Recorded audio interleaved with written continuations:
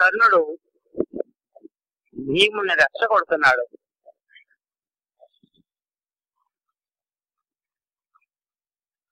జూదంలో ఓడిపోని భర్తగా స్వీకరించబడే వాడినైనా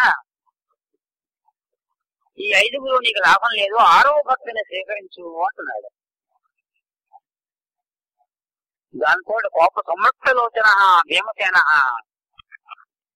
కళ్ళల్లో అగ్ని కూర్చుందండి, మహాభయంకరంగా మారిపోయాట. అది అదనుగా తీసుకుని దుర్యోధనుడు సవ్యమూరమదర్శయతు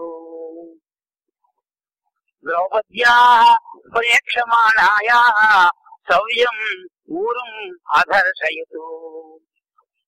ఆ ద్రౌపదికి చూసి ఇక్కడ కూర్చొని ఎడమ తోడ కౌతం చేశాట. ఇక్కడ సవ్యము అంటే కుడి తోడ అని అర్థం, అపసవ్యము అంటే ఎడమ తోడ అని అర్థం. కానీ సవ్య శబ్దానికి 2 అర్థాలు చెప్పారు వ్యాఖ్యాతలు. కేవలము సవ్య శబ్దమే అయితే ఎడమ తోడ కూడా అర్థం చెప్పచ్చు. ఎందుకంటే భార్యని ఎడమ తోడ మీదే కూర్చోబెట్టుకోవాలి, అందుకని ఎడమ తోడ శౌచం చేశాడు అని అర్థం వ్యాఖ్యాతలు రాశారు. ఏది రాసినా వాళ్ళు చేసిన దౌర్భాగ్య పని. దానితో భీముడు చాలా కోపం వచ్చింది. అమ్ముదితం విభీత హరినాక్షి విభాసి కలాప శేషభారం మన నొప్పుదాని తన రమ్య కుదూరు తలంబు నొప్పగా రమ్మని సన్న చేసే. ఎవరు? ధృతరాక్షసుతుండు అప్పుడు దాన్ని చూసి మహాకోపంగా చూసేట. చూసి దూరం మన చూసి కౌరవ కురంగ మృగేంద్రుడు భీముడతో అముదితన్ విభీత హరినాక్షి. ఇది నన్నయ్య గారి పద్యం. ఆ సమయంలో ద్రౌపది ఎలా ఉందయ్యా అంటే ఎక్కడ మానం పోతుందో చాలా భయపడుతూ ఉంది పాపం.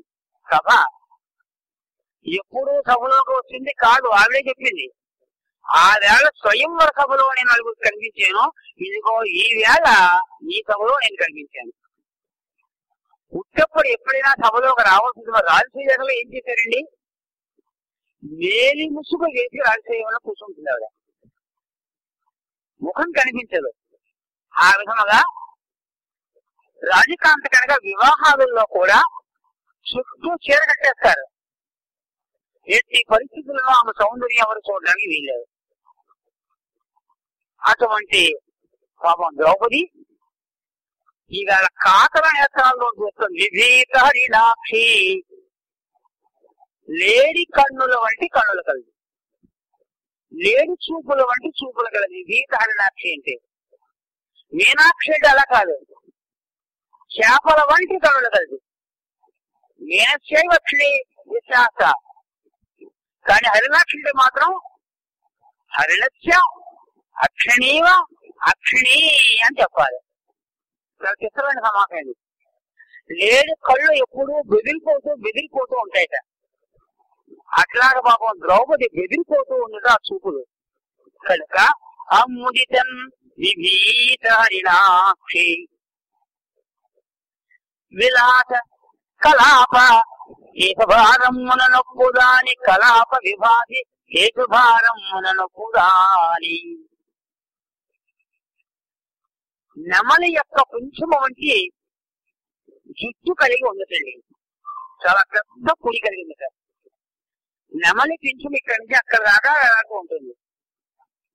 అట్లాగే ద్రౌపది జుట్టు మోకాళ్ళ దాకా వేలాడుతూ ఉంది సార్. కడుకునే ధర్మరాజు సమ్మరాట్ అయ్యాడు, అంత దీర్ఘమైన కేశాలు. అయితే చిత్రం ఏమిటంటే అంటే ఈ ఆడు నెమలి కాదు, ఇక్కడ ఇది మగనెమలి. మగనెమలి యొక్క పింఛము వంటి దమ్మిళ్ళము కలిగి అంటున్నాడు. అంటే ఈ దమ్మిళ్ళకి మగతనం కూడా ఉందన్నమాట. అందుకనే జుట్టు విరమొందుకొచ్చిన కాస్తాడు, మళ్ళీ జుట్టు ముడేసుకోలేదు. దుశ్శాసనుడు చచ్చి ఆ రక్తపోజీతం కూడా భీముడు ముడేసేదాకా జడ వేసుకోవడం ప్రయత్నం చేసింది అక్కడి. కనుకనే ఆడనెమలకి పింఛాలు ఉండవు, మగనెమలకి పింఛాలు ఉంటాయి.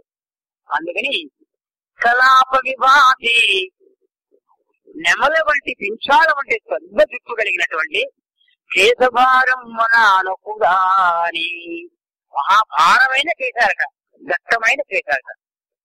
పద్మేజాతి స్త్రీ లక్షణం చూపు ఆడవాళ్ళకి దట్టమైన కేశాలంటే భర్త మహాసౌభాగ్యాలు అనుభవిస్తాడని చెప్పింది. చక్రవర్తి అవుతాడని చెప్పింది వేగా. కనీసం చుంటి భాగమైనా జుట్టు దిగాలట.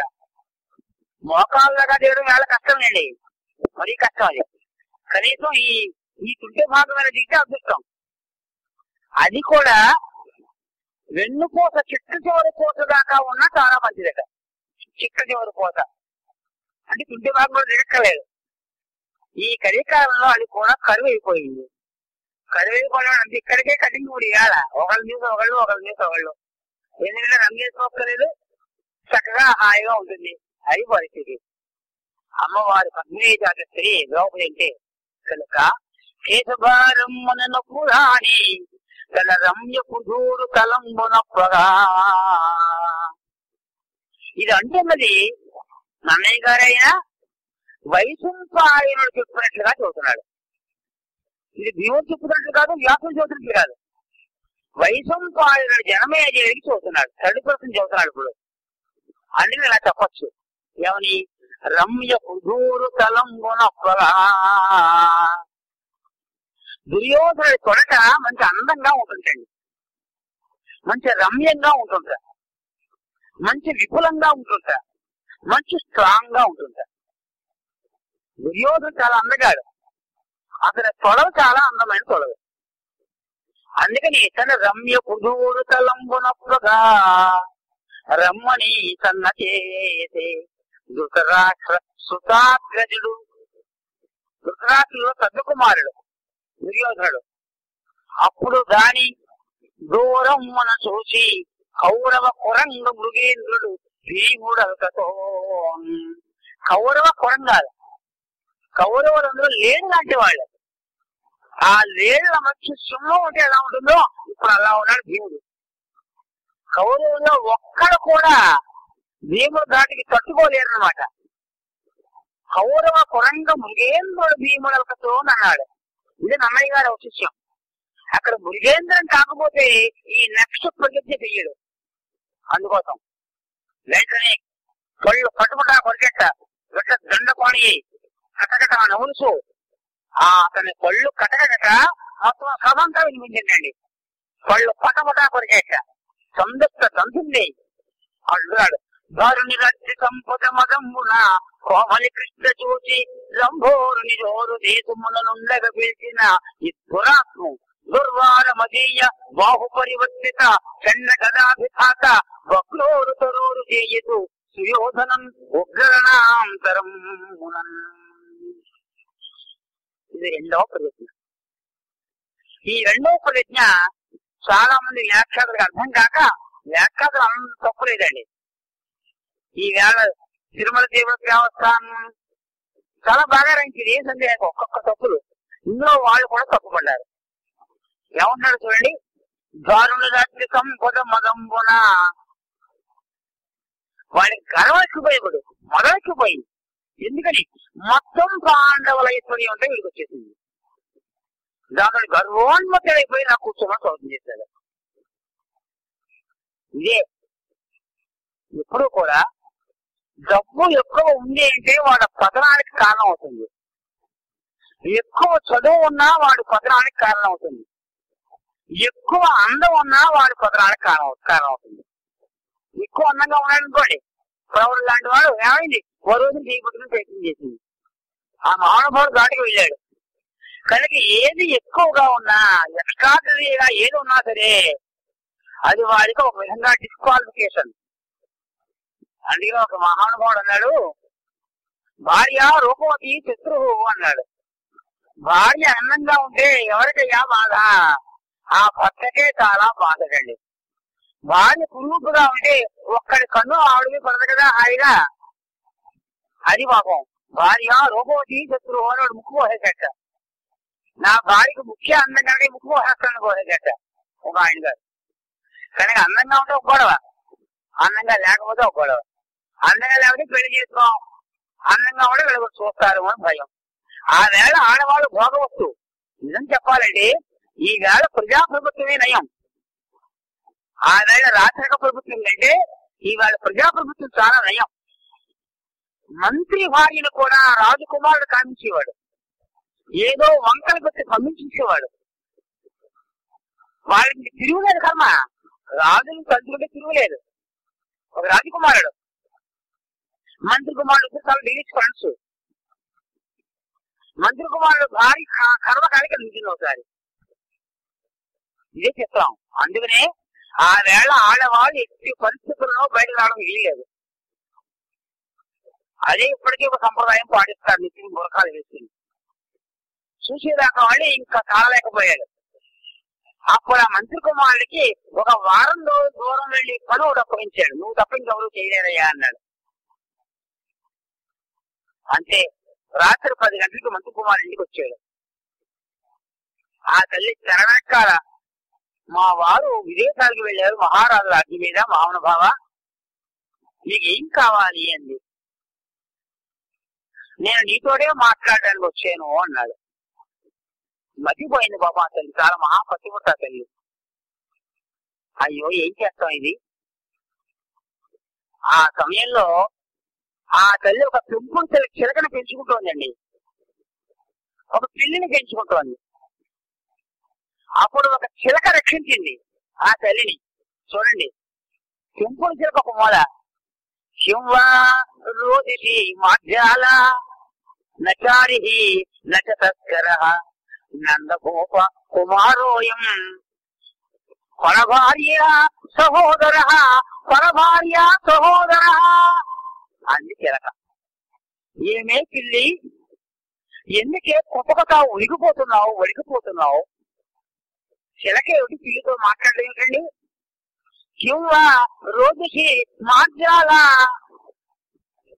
ఒక పిల్లి ఎందుకేమో బాధపడుతున్నావు? ఎందుకు బాధపడాలి? నచ హరిహి నచ తస్కర, ఈ వచ్చిన మహానుభావుడు మనకేం శత్రువు కాదే, అలా దొంగ కాదే, నిన్ను కాడు నన్ను కాడు పట్టుకుపోతాడు బెంగ నీకు అక్కర్లేదు. నచ హరిహి, మన చంపీసత్రు ఏం కాడు వాడు, అలా దొంగ కాడు. మరి ఎవరంటా అంటావా? నందగోప కుమారోయం, నందగోపాల కుమారుడు. ఈ 3 పాదాలు చెప్పింది. 4వ పాదంలో ఏముంటుందో చూడండి. పరనారీ సహోదర, ఏ అన్యకాంతులు సోదరుగా చూస్తాడే, ఏ అన్యకాంతకైనా సాక్షాత్తు తమ్ముడు లాంటి వాడు, అన్నయ్య లాంటి వాడే, నువ్వేం భయపడక్కలేదు ఏంది. ఒక చిలక్కున్న బుద్ధి నాకు లేదా అనుకున్నాడు, వెళ్ళిపోయాడు. అనుకున్నాడు. మళ్ళీ మొన్నాడు వచ్చాడు. మొన్నాడు మళ్ళీ చిలకి ఇటువంటి శోకం తెలియండి. చిచ్చి అనుకున్నాడు. ఇలా 70 రోజులు వచ్చాయండి. మంత్రి కుమారుడు ఇంకా రాలేదు. 70 రోజులు 70 శోకాలు కలిగిన ఒక చిలక, దాన్ని సుఖ సప్తతి ఒక కావ్యం.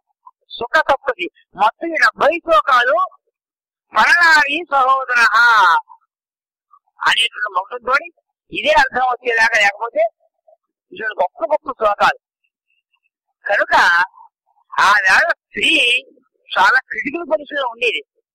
ఈవేళ ప్రజాప్రభుత్వం కొంతవరకు నయమే, కాకపోతే అర్ధరాత్రి స్వాతంత్ర్యం మాత్రం లేకుండా పోయింది, అది పరిస్థితి. కనుక అంటున్నాడు, దారుణి రజ్య సంపద మదంబున కోమలి కృష్ణం చూసి మహా ముద్రంగి రంభోరుని దూర దేశమున నుండగ పిలిచిన ఇద్దురాత్మ. రంభోరం అని తీశారు కొంతమంది. ఇక్కడ రంభ ఊరు అంటే అరటి బోధల వంటి తొడలు కలది. అరటి బోధి నన్నగా ఉంటుంది, అడుగున లావుగా ఉంటుంది, పైకి వచ్చి సన్నగా ఉంటుంది. కనుక లావుగా ఉండి సన్నగా చివరిదాకా వచ్చి మంచి అందంగా నునుపుగా స్నిగ్ధంగా మనోహరంగా ఉండే తొడల కలిగింది కనుక ఆ తల్లిని రంభోరు అంటారు, ఆడవాళ్ళని రంభోరు అంటారు. ఇది ఇలా విడతీశారు చాలా ఈ ఊళ్ళో పెద్దలే. ఒకసారి మాకు ఇంకా తెలుగు యూనివర్సిటీలో మాకు క్లాస్ దగ్గర వెళ్ళాను. ఆయన లేచి నన్నయ్య గారు తప్పు రాశాడు అన్నారు. సభలో భీముడు ఒక మూల తన భార్యని రంభోడంటే ఏం బాగుంటుంది అన్నాడు. నన్నయ్య గారు తప్పు పడ్డాడు అన్నారు. ఆయన సరిగ్గా అర్థం చేసుకోలేకపోయారు. అప్పుడు నేను ఖండించాను. అయ్యా మహానుభావ, రంభోడు అనేది ద్రౌపదికి విశేషణం కాదయ్యా. ద్రౌపదికి విశేషణం అయితే విశేషణాలన్నీ ఒక చోట ఉండాలి. మదమ్మల కోమలి కృష్ణన్ చూసి, కోమలిన్ కృష్ణన్ రంభోరుం చూసి అనాలి. కోమలి విశేషణం, కృష్ణ విశేషం అయిపోయింది. ఇంకా మళ్ళీ విశేషం వేయకూడదు, వేస్తే తప్పది. ఇంతకు ముందు ఉండాలి కానీ విశేషం తర్వాత ఉండకూడదు. కోమలి రంభోరం కృష్ణ చూసి అంటే ఖచ్చితంగా ద్రౌపది అవుతుంది. కానీ అలా లేదు, నన్నే కాదు. కోమలి కృష్ణ చూసి రంభోరుని జోరు దేశమునను పిలిచిన అద్దురాత్మ అన్నాడు. ఈ రంభోరు ఎవరయ్యా? దుర్యోధనుడు. ఇది అర్థం చేసుకోలేక తెలిసింది కదా. చాలా మంది ఏం చేస్తారంటే సంస్కృత భారతం చదవండి కర్మ, తెలుగు భారతం ఉన్నదే ప్రమాణము, అదే పరమార్థము అని చూస్తూ ఉంటారు. తెలుగు భారతం తక్కువ చేయడం నా ఉద్దేశం కాదు. ఖచ్చితంగా సంస్కృత భారతం కూడా చదివితేనే తెలుగు భారతం చదివి న్యాయం చేయగలుగుతారు, లేకపోతే అపార్థం చేసుకుంటారు. అలాగే అర్థం ఏమిటి? ఇక్కడ సంస్కృత భారతంలో స్పష్టంగా ఉంది. ఏమిటంటే అంటే యవముక్త్వాతు కౌంతేయః స్వయం అవేక్ష పాంచాలీం ఐశ్వర్య మదమోహితః. ఐశ్వర్య మదమోహితః దారుణ రాజ్య సంపద మదమున దాన్ని కలిగించాడు. కదలీ స్తంభ సదృశం సర్వలక్షణ సంయుతం గజహస్త ప్రతీకాసం వజ్రపట్టిన గౌరవం అని దుర్యోధనుడు కొరకి 4 విశేషాలు వేశాడు. ఏమిటంటే అచ్చు అరటి బోధుల్లా ఉంటాయి అతని తొడలో, కదలీ స్తంభ సదృశం సర్వలక్షణ సంయుతం. శాస్త్రంలో మగవాడి తొడలు ఎలా ఉంటాయి బాగుంటుందన్నాడు, అలా ఉన్నాయి. గజహస్త ప్రతీకాసం ఏనుగు తొండాలాగా దృఢంగా ఉన్నాయి. వజ్రప్రతిమ గౌరవం ఆ తొడకి ఎంత దెబ్బ తగిలినా పట్టాన్ని బ్రహ్మాండంగా ఉంటాయి. కట్టుకోగల సామర్థ్యం. ఈ 4 విశేషణాలు దుర్యోధన తొడక వేస్తే అందులో నన్నయ్య గారు రంభోరుని జోరు దేశముననుండక పిలిచిన అని దుర్యోధనకు విశేషణం వేస్తే మన వాళ్ళకి తెలియక అదిగో రంభోరుని ద్రౌపదికి విశేషం వేస్తే తప్పు అని పట్టుకొస్తున్నారు. కనుక మూల పాత్రం చదవకపోతే కవిత్రయ పాత్రల్లో అపార్థాలు మనకు వచ్చేస్తుంటాయి. కొండక పిలిచిన దురాత్మం వాడు దుర్మార్గం, సందేహం లేదు. ఏం చేస్తాట ఈ పద్ధతి కూడా మనకి చిత్రంగా ఉంది. దుర్వార మదీయ బాహు పరివర్తిత చండ గదాధిఘాత వగ్నోరు కరోరు చేయుడు. అక్కడ దాకా చేసిన గొడవ లేదండి. సుయోధును ఉగ్రరణాంతరం మునన్ అన్నాడు. ఉగ్రరణాంతరం మునన్ అనకపోతే గొడవ లేకపోను. యుద్ధంలో నా గదతోడు వాడు కొడవ బ్రదలు కొడతాను అన్నాడు. దుర్వార వాడింపు శక్తులు కాదు నా గదకి. మదీయ బాహు పరివర్తిత నా చేతితోడి తిప్పు వదిలితే ఇంక దానికి తిరుగులేదు. చండ గదాభిఘాతం అది దెబ్బ తగిలిందో వాడు పడిపోతే దాంతో భద్ర ఊరు వాడి కొడవ విరిగి చస్తాయి ఖచ్చితంగా. ఎలాగా వగ్నోరు కరోరు బాగా విరిగిపోతాడు. మామూలు వినడం కట్ట పిండి గుండా అయిపోతున్నాడు. అలా చెప్పాడు. ఇదంతా న్యాయమే. కానీ యుద్ధంలో చంపుతాను అన్నాడు అంటే, గదతోడు చంపుతానన్నాడు అంటే ఖచ్చితంగా గదా యుద్ధమే కావాలి, అంతే కదా. భయంకరమైన యుద్ధము అంటున్నాడు. అదే ధర్మయుద్ధం ఏమిటి అంటే ఎదరవాడు గద పుచ్చుకుంటే తాను గద పుచ్చుకు యుద్ధం చేయాలి. ఎదరవాడు ధనుస్సు పుచ్చుకుంటే తాను ధనువులతో యుద్ధం చేయాలి. వాడు కత్తి పుచ్చుకుంటే మనం కత్తితోటి యుద్ధం చేయాలి. అంతే తప్ప వాడు కత్తి పుచ్చుకుంటే మనం గదతోటి యుద్ధం చేయకూడదు. ధర్మ యుద్ధం కాదు. ధర్మ యుద్ధంలో చంపుతానడం వల్ల అంటే ఖచ్చితంగా దుర్యోధనుడు కూడా గదతోటే రావాలి. సరే వస్తాడు. కానీ గదా యుద్ధంలో ఒక రూల్ ఉంది. ఈ కటిస్థలాన్ని కింద భాగంలో కొట్టకూడదు. ఇప్పుడు బాక్సింగ్ లో రూల్ ఏమిటి అంటే ఇప్పుడు ఇక్కడే కొట్టాలి, ఇంకెక్కడా దేహంలో కొట్టకూడదు. ముక్కు మీద, నోటి మీద, తొడ కింద భాగంలో కొట్టకూడదు. అది మహా తప్పది. అది యుద్ధ రూల్స్ కి వ్యతిరేకం. అది కానీ రూల్స్ కి వ్యతిరేకమైన ప్రతిజ్ఞ చేసేస్తున్నారు. చంపి తీరాలి, గదతోడే కొట్టాలి. అలా కొట్టాడు అధర్మ యుద్ధం అయిపోతుంది. అలా కొట్టేసాడు పాపం దుర్యోధన. వాడి ఎగిరేట దాంతో మహానుభావుడు సౌత్యం చేశాడు. త్వరలో సౌత్యం చేశాడు. అర్జునుడు పక్కని అందరూ ఉన్నారు. త్వరలో సౌత్యం చేశాడు. అంతే పట్టుకుని కొట్టాడు, ఎగిరాడు కొట్టడానికి. నిజానికి దుర్యోధనుల గద కనుక భీముడు కిందకున్నాడు, దుర్యోధన పైకి ఉన్నాడు. ఆ సమయంలో దుర్యోధన గద భీముడు నెత్తి మీద తగిలిందో 1000 ముక్కలు అయిపోతుంది ఖచ్చితంగా. మరి లోపలనే తొడని కొట్టేశాడు మనవాడు. అంటే తొడ విరిగిపోయింది, ముక్క ముక్కలు అయిపోయింది, క్షీర్ణం అయిపోయింది, గురుగ్గా అయిపోయింది. దాంతో కింద పడిపోయాడు. వెంటనే బలరాముడు వచ్చేసాడు గద తీసుకుని. ఒరే భీమా, దుర్మార్గాన్ని చంపేస్తాను రా అన్నాడు. వచ్చేసాడు. నా శిష్యుణ్ణి నువ్వు అధర్మ యుద్ధంలో చంపుతావురా అన్నాడు. మరి తప్పు కదా గదాయుధంలో తొడ మీద కొట్టడం. వెంటనే కృష్ణ పరమాత్మ అడ్డుపడ్డాడు. అన్నయ్య, వాళ్ళు చేసింది న్యాయంగా ఉందా? నువ్వు ఈ వేళంటే దుర్యోధన మీద తిరగబడుతున్నావు. మరి నిండు సభలో ఒక కులస్త్రీని బట్టలు వైపించే ప్రయత్నం చేశాడు వీడు, అది నీకు న్యాయంగా ఉందా? మోసంతో దూరవారం చేయడం అది న్యాయంగా ఉందా అన్నాడు. అదేమిట్రా, ఒక తప్పుని ఇంకో తప్పుతో సమర్థిస్తావా అన్నాడు బలరాముడు. ఎప్పుడూ కూడా బలరాముడు కృష్ణుని ఎదిరించాడు. బలరాముడిని కృష్ణుడు ఎదిరించాడు. అన్నగారు గౌరవిస్తాడు, పక్క పక్కన చేసేస్తాడు. మహానుభావుడు సన్నగా చేసేస్తాడు. ఎదురుపడి ఏమంటే ఓకే అన్నయ్య అంటాడు, వెనకాల పెట్టేస్తాడు. అన్నగారి పని అవ్వకుండా ముందు చేసేస్తాడు. ఈ వేళ బలరాముడు అడ్డుపడ్డాడు, కృష్ణుడు అడ్డుపడ్డాడు. అదేమిటా లాంటావు, తప్పుని తప్పుతో సమర్థిస్తావా అన్నాడు. అన్నయ్య, ఇప్పుడు కలియుగం వచ్చేసింది, శకే సాధ్యం సమాచరేత్ అన్నాడు. దుర్మార్గుని చంపాలి, ముళ్ళుతోనే తీయాలన్నయ్యా అన్నాడు. ఇంకా కోపం పెట్టలేదు. ముళ్ళుతో తీయడం ఏంటండి? కాల్లో ముళ్ళు కూర్చుంటే ముళ్ళు లాంటి సూది పుణ్యేస్తూ తీస్తున్నాం కదా, కనుక అది ముళ్ళే ఇది ముళ్ళే. అంటే మరో ముళ్ళు అంటే సూది పుణ్యేస్తాడు, ఇది విరిగిపోని ముళ్ళు కావాలి మనకి. కనుక శకే సాక్ష్యం సమాచారం అన్నాడు. నాకు నచ్చలేదు అన్నాడు. ఏం మాట్లాడుతున్నాడు, నచ్చలేదు అనలేదు, అంగీకరించలేదు. చాలా కోపంగా చూస్తున్నాడు.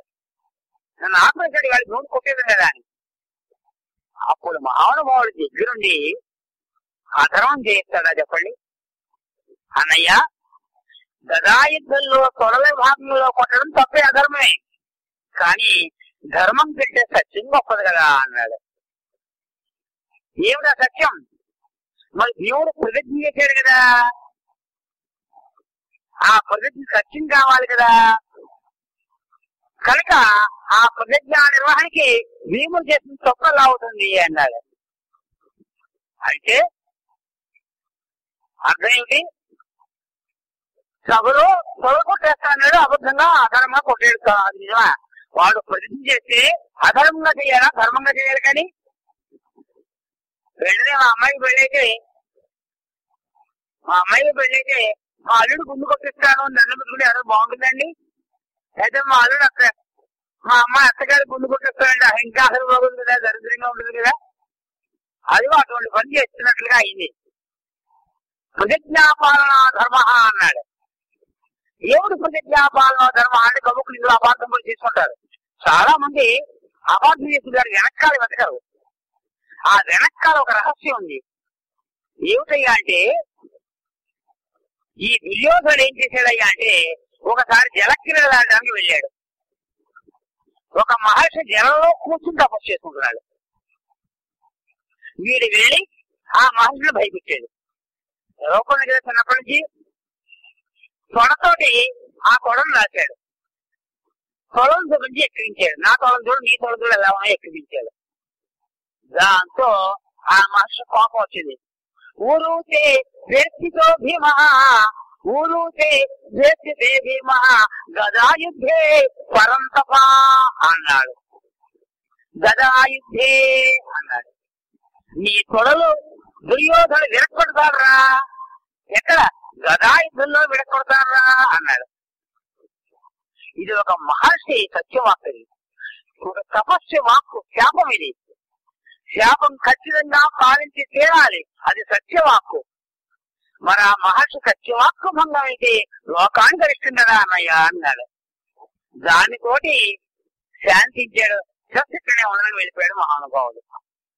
కనుక ఒక దానికి కేవలం అక్కడ ఉన్నట్లని చూడకుండా ప్రకరణాంతరంలో ఉన్న సమాధానం చూసుకున్నప్పుడే భారతం తాలూకు ధర్మం మనకి తెలుస్తుంది, లేకపోతే అధర్మంగా మిగిలిపోతుంది. ఈ విధంగా ఎప్పుడైతే ప్రతిజ్ఞ చేశాడో సభంతా కూడా చాలా డల్ అయిపోయింది. ఆ దుర్యోధనుడు కూడా డల్ అయ్యాడు. అయితే వాడు మూర్ఖుడు కదా, మళ్ళీ ఒక మాట అన్నాడు. ఎందుకయ్యా నా మీద ప్రతిజ్ఞ చేస్తాం? ఇప్పుడు చదువుతున్నాడు నేను, ఇప్పుడు మళ్ళీ చదువుతున్నాడు నేను. మీరు ఎవరైనా సరే, మీ నలుగురిలో ఎవరైనా సరే ధర్మరాజు చేసిన తప్పు మనం, నేను ద్రౌపది విడిచిపెట్టేస్తాను, మిమ్మల్ని కూడా విడిచిపెట్టేస్తాను అన్నాడు. ఇది పరిస్థితి. ఎందుకు రాకపోతే వెళ్ళిపెడతాను? వాడి గుండెలు నష్టం తాగుతానంటూ ఎందుకు చేతకాని పనులు? తప్పు ఎందుకు అనగాదు? ఎందుకు తప్పుని చెప్పలేకపోయాడో నాకు అర్థం కాదు అని అనుకుంటాం మనం. అర్జునుడు ఎక్కడికి చెప్పాడు తప్పని. ధర్మరాజు తప్పు కాదు, అర్జునుడు తప్పు కాదని చెప్పాడు. ద్రౌపది కూడా ధర్మరాజు చేసిన తప్పు కాదని తెలుసును. ఎందుకే ద్రౌపది ఓడినట్లా? ద్రౌపది దృష్టిలో ద్రౌపది ఓడినట్లు కాదు, అర్జునుడి దృష్టిలో ద్రౌపది ఓడినట్లు కాదు, నిధుల దృష్టిలో ఓడినట్లు కాదు, వికరుల దృష్టిలో ఓడినట్లు కాదు, వీర్చుల దృష్టిలో ఓడినట్లు కాదు. భీష్ముడే సందేహించాడు. సందేహిస్తూ చిన్న విశేషాన్ని తానికి చెప్పే హక్కు లేదన్నాడు. ఒక ధర్మవేత్తగా చెప్పే హక్కు ఉంది, కానీ చెప్పే అర్హత లేదన్నాడు, తప్పుకున్నాడు. ఎందుకు లేదుట? పోనీ ధర్మం చెప్పడానికి అర్హత లేదనుకోండి, ఆ పాటలో ఒక దెబ్బ వాళ్ళు కొట్టి ద్రౌపదులు పక్కన లాక్కొచ్చి అమ్మా తల్లి ఆశీర్వదించవచ్చు కదా. ఆ పని చేయలేదా భీష్ముడు? నోటితో చెప్పలేకపోయాడు. ఈ పని ఎందుకు చేయలేదు అని అంటే భీష్ముడు ప్రతిజ్ఞ మనం వెనక్కెళ్ళాలి. ఈ ఘట్టంలో ముడిపెట్టుకోకూడదు. శంతన మహారాజు తన తండ్రి సత్యవతి పెళ్లి చేసేటప్పుడు ప్రతిజ్ఞ చేశాడు. నేను శంతనుని యొక్క ఈ సత్యవతి పుట్టిన వాళ్ళకే రాజ్యాన్ని ఇస్తాను అని చెబుతూ నేను ఆ రాజును సేవిస్తాను అన్నాడు. నేను ఆ రాజును సేవిస్తాను అన్నాడు. అంటే తాను ధృతరాష్ట్రుడు చెప్పిన మాట విని తీరాలి. ధృతరాష్ట్రుడికి తాను బోధ చేసే హక్కు కూడా లేదు. విధుడికి ఉంది తప్ప, విధుడు మంత్రిగా ఉంది కనుక తనకు బోధ చేసే హక్కు కూడా లేదు. ఎందుకని? ఆ వేళ ప్రతిజ్ఞ చేశాడు. ఆ ప్రతిజ్ఞ ప్రకారం ఇప్పుడు రాజుకి విరుద్ధంగా రాజు చేయమంటే చేస్తాడు. భీష్మ వేడు వాళ్ళు ఒక దెబ్బ కొట్టి ద్రౌపది రక్షించు అని అన్నాడు, వేదాడు ఖచ్చితంగా రక్షిస్తాడు. ఇప్పుడు భీష్ముడు బతికి ఏమైపోయింది? ధృతరాష్ట్రుడి చేతిలో బంధితం అయిపోయింది. తాను చేసిన ప్రతిజ్ఞ తనకే ముప్పు తెచ్చింది, ధర్మం చెప్పడానికి వీలు లేకుండా చేసింది. కనుక భీష్ముడు ఏం మాట్లాడలేకపోయాడు. ఆ సమయంలో ధర్మరాజు యోధుల్లో అంటున్నాడు, ఒక్కరు తప్పని చెప్పండి అంటున్నాడు. తప్పని చెప్పాడు వాళ్ళిద్దరికి ఫిటింగ్, అనంతములు వెళ్ళిపోతారు. అంతేకాదు ధర్మరాజు సభాముఖంగా అధర్మకుడు అయిపోతాడు. వీళ్ళకి చెప్పిన వాళ్ళకి ధర్మ సూక్ష్మం తెలియని వాళ్ళు అయిపోతారు తప్పని చేస్తే. అంటే తాను ఓడిన తర్వాత ద్రౌపదిని ఓడాడు, అది కదా జరిగింది. తాను ఓడిన తర్వాత ద్రౌపదిని ఓడడం తప్పవునా కదా అడుగుతున్నాడు. అది పరిస్థితి. ఒక్కరంటే ఒక్కరు చెప్పడం లేదే మరి. తను ఓడిపోయిన ద్రౌపది ఓడడం తప్పు కదా మరి. శకుని దృష్టిలో తప్పు కాదు, ఎందుకని శకుని ఆమెను ఓడమని చెప్పాడు. ఇప్పుడు శకునికి దాసుడైపోయాడు ధర్మరాజు. శకునికి దాసుడైపోయాడు. కానీ న్యాయంగా ద్రౌపదిని ఓడుదాం అనుకోలేదు. న్యాయబద్ధంగా అయితే తాను ద్రౌపదిని ఉండడు. శకుని చెప్పిన మాట వింటాను అన్నాడు కనుక ఏమన్నాడు, నువ్వు చెప్పిన పనిని దాసుడుగా చేస్తాను అన్నాడు. కర్మకాలి కనుక తాను పని వేసుకుంటూ నువ్వు చెప్పిన పని నేను దాసుడుగా చేస్తాను అన్నాడు. కనుక నోరెత్తడానికి వెళ్ళలేదు. శకుని నోరెత్తమంటేనే నోరెత్తాలి. శకుని నోరెత్తమన్నాడు, దుర్యోధన నోరెత్తమలేదు. సరే భీముడైనా అర్జునుడైనా నకులుడైనా సహదేవుడైనా చెప్పమనండి అన్నాడు. భీష్ముడు అన్నాడు ధర్మరాజు చెబితేనే ఈ సమస్య వస్తుంది అని. ధర్మరాజు భీష్ముడు చెబితే వెనక్కర్లేదు ధర్మరాజు. ఎందుకని తాను ఎవరికి బండి అయ్యాడు? ఇప్పుడు శకునికి దుర్యోధనకి దాసుడయ్యాడు. కానీ భీష్ముడు చెబితే వెనక్కర్లేదు. ధృతరాష్ట్రుడు చెబితే వినాలి, దుర్యోధన చెబితే వినాలి, శకుని చెబితే వినాలి. వాళ్ళు ఎవరు చెప్పలేదు. ఈ దుర్యోధన తెలుగుగా ఏమన్నాడు, భీష్మ భీమ అర్జున నకుల సహదేవుల్లో ఏ ఒక్కరైనా మీ అన్నగారు తప్పని చెప్పడం వదిలేస్తాను అంటున్నాడు. ఇంత ధర్మపక్షం చూడండి, చాలా క్రిటికల్ పొజిషన్ ఇది. చెప్పేసి ఉంటే ఏమైపోయేది. అప్పుడు చెప్పలేదు. అర్జునుడు మాత్రం మా అన్న మమ్మల్ని ఓటల్లో ధర్మం ఉంది, తాను ఓడిపోయిన తర్వాత ద్రౌపది ఓటం ధర్మం కాదు అన్నాడు. మా అన్న తప్పని చెప్పలేదు. తాను ఓడిన తర్వాత ద్రౌపది ఓటం తప్పు అన్నాడు. ఇప్పుడు ధర్మరాజు తప్పని చెప్పలేదు. తాను ఓడిపోయిన తర్వాత ద్రౌపది ధర్మ విధిత కాదు అని చెప్పాడు. ఆ సూక్ష్మ గ్రహించాలి మనం. మా అన్నయ్య తప్పు చేయలేదు అని అంటున్నాడు. సూక్ష్మంగా జాగ్రత్త ఆలోచన చేయండి. మా ధర్మరాజు తప్పు చేయలేదు, కానీ తాను ఓడబడిన తర్వాత ద్రౌపదిని ఆడేడు కనుక ద్రౌపది ధర్మ విధిత కాదు అన్నాడు. ధర్మరాజు తప్పు అని దుర్యోధనుడు అడిగితే ద్రౌపది ధర్మ విధిత కాదు అన్నాడు. ఏం చెప్పాడు అర్జునుడు? సత్యం చెప్పాడా? సత్యం చెప్పాడు, కానీ వాళ్ళకి అర్థం కాలేదు. ఇది పరిస్థితి. ఆ సమయంలో చాలా పెద్ద గబ్బోలు వచ్చేసింది. ధృతరాష్ట్రుడు అంతఃపురంలో పెద్ద నక్కొచ్చి ఓడకొచ్చిందట. అంతఃపురంలో ఎక్కడ? వంటింట్లో అగ్నిహోత్రశాలలో. ఎక్కడ అగ్నిహోత్రుడు రోజు ఇచ్చాగ్నిహోత్రాన్ని పొందుతున్నాడో అటువంటి అగ్నిహోత్రశాలలోకి వచ్చి ఈ నగరం లాగా ఓల పెద్ద అంతఃపురమా, అంతఃపురంలో మహానసమా, ఆ మహానసంలో ఒక నక్కొచ్చి కోట పెట్టడం ఏమిటి? అంతేకాదు మొత్తం హస్తినాపురం చుట్టూ, మొత్తం ఈ అంతఃపురం చుట్టూ, ఈ రాజపట్నం చుట్టూ గాడిదల చుట్టూ చేరి గాఢోత్సవాలు చేయడం మొదలెట్టే.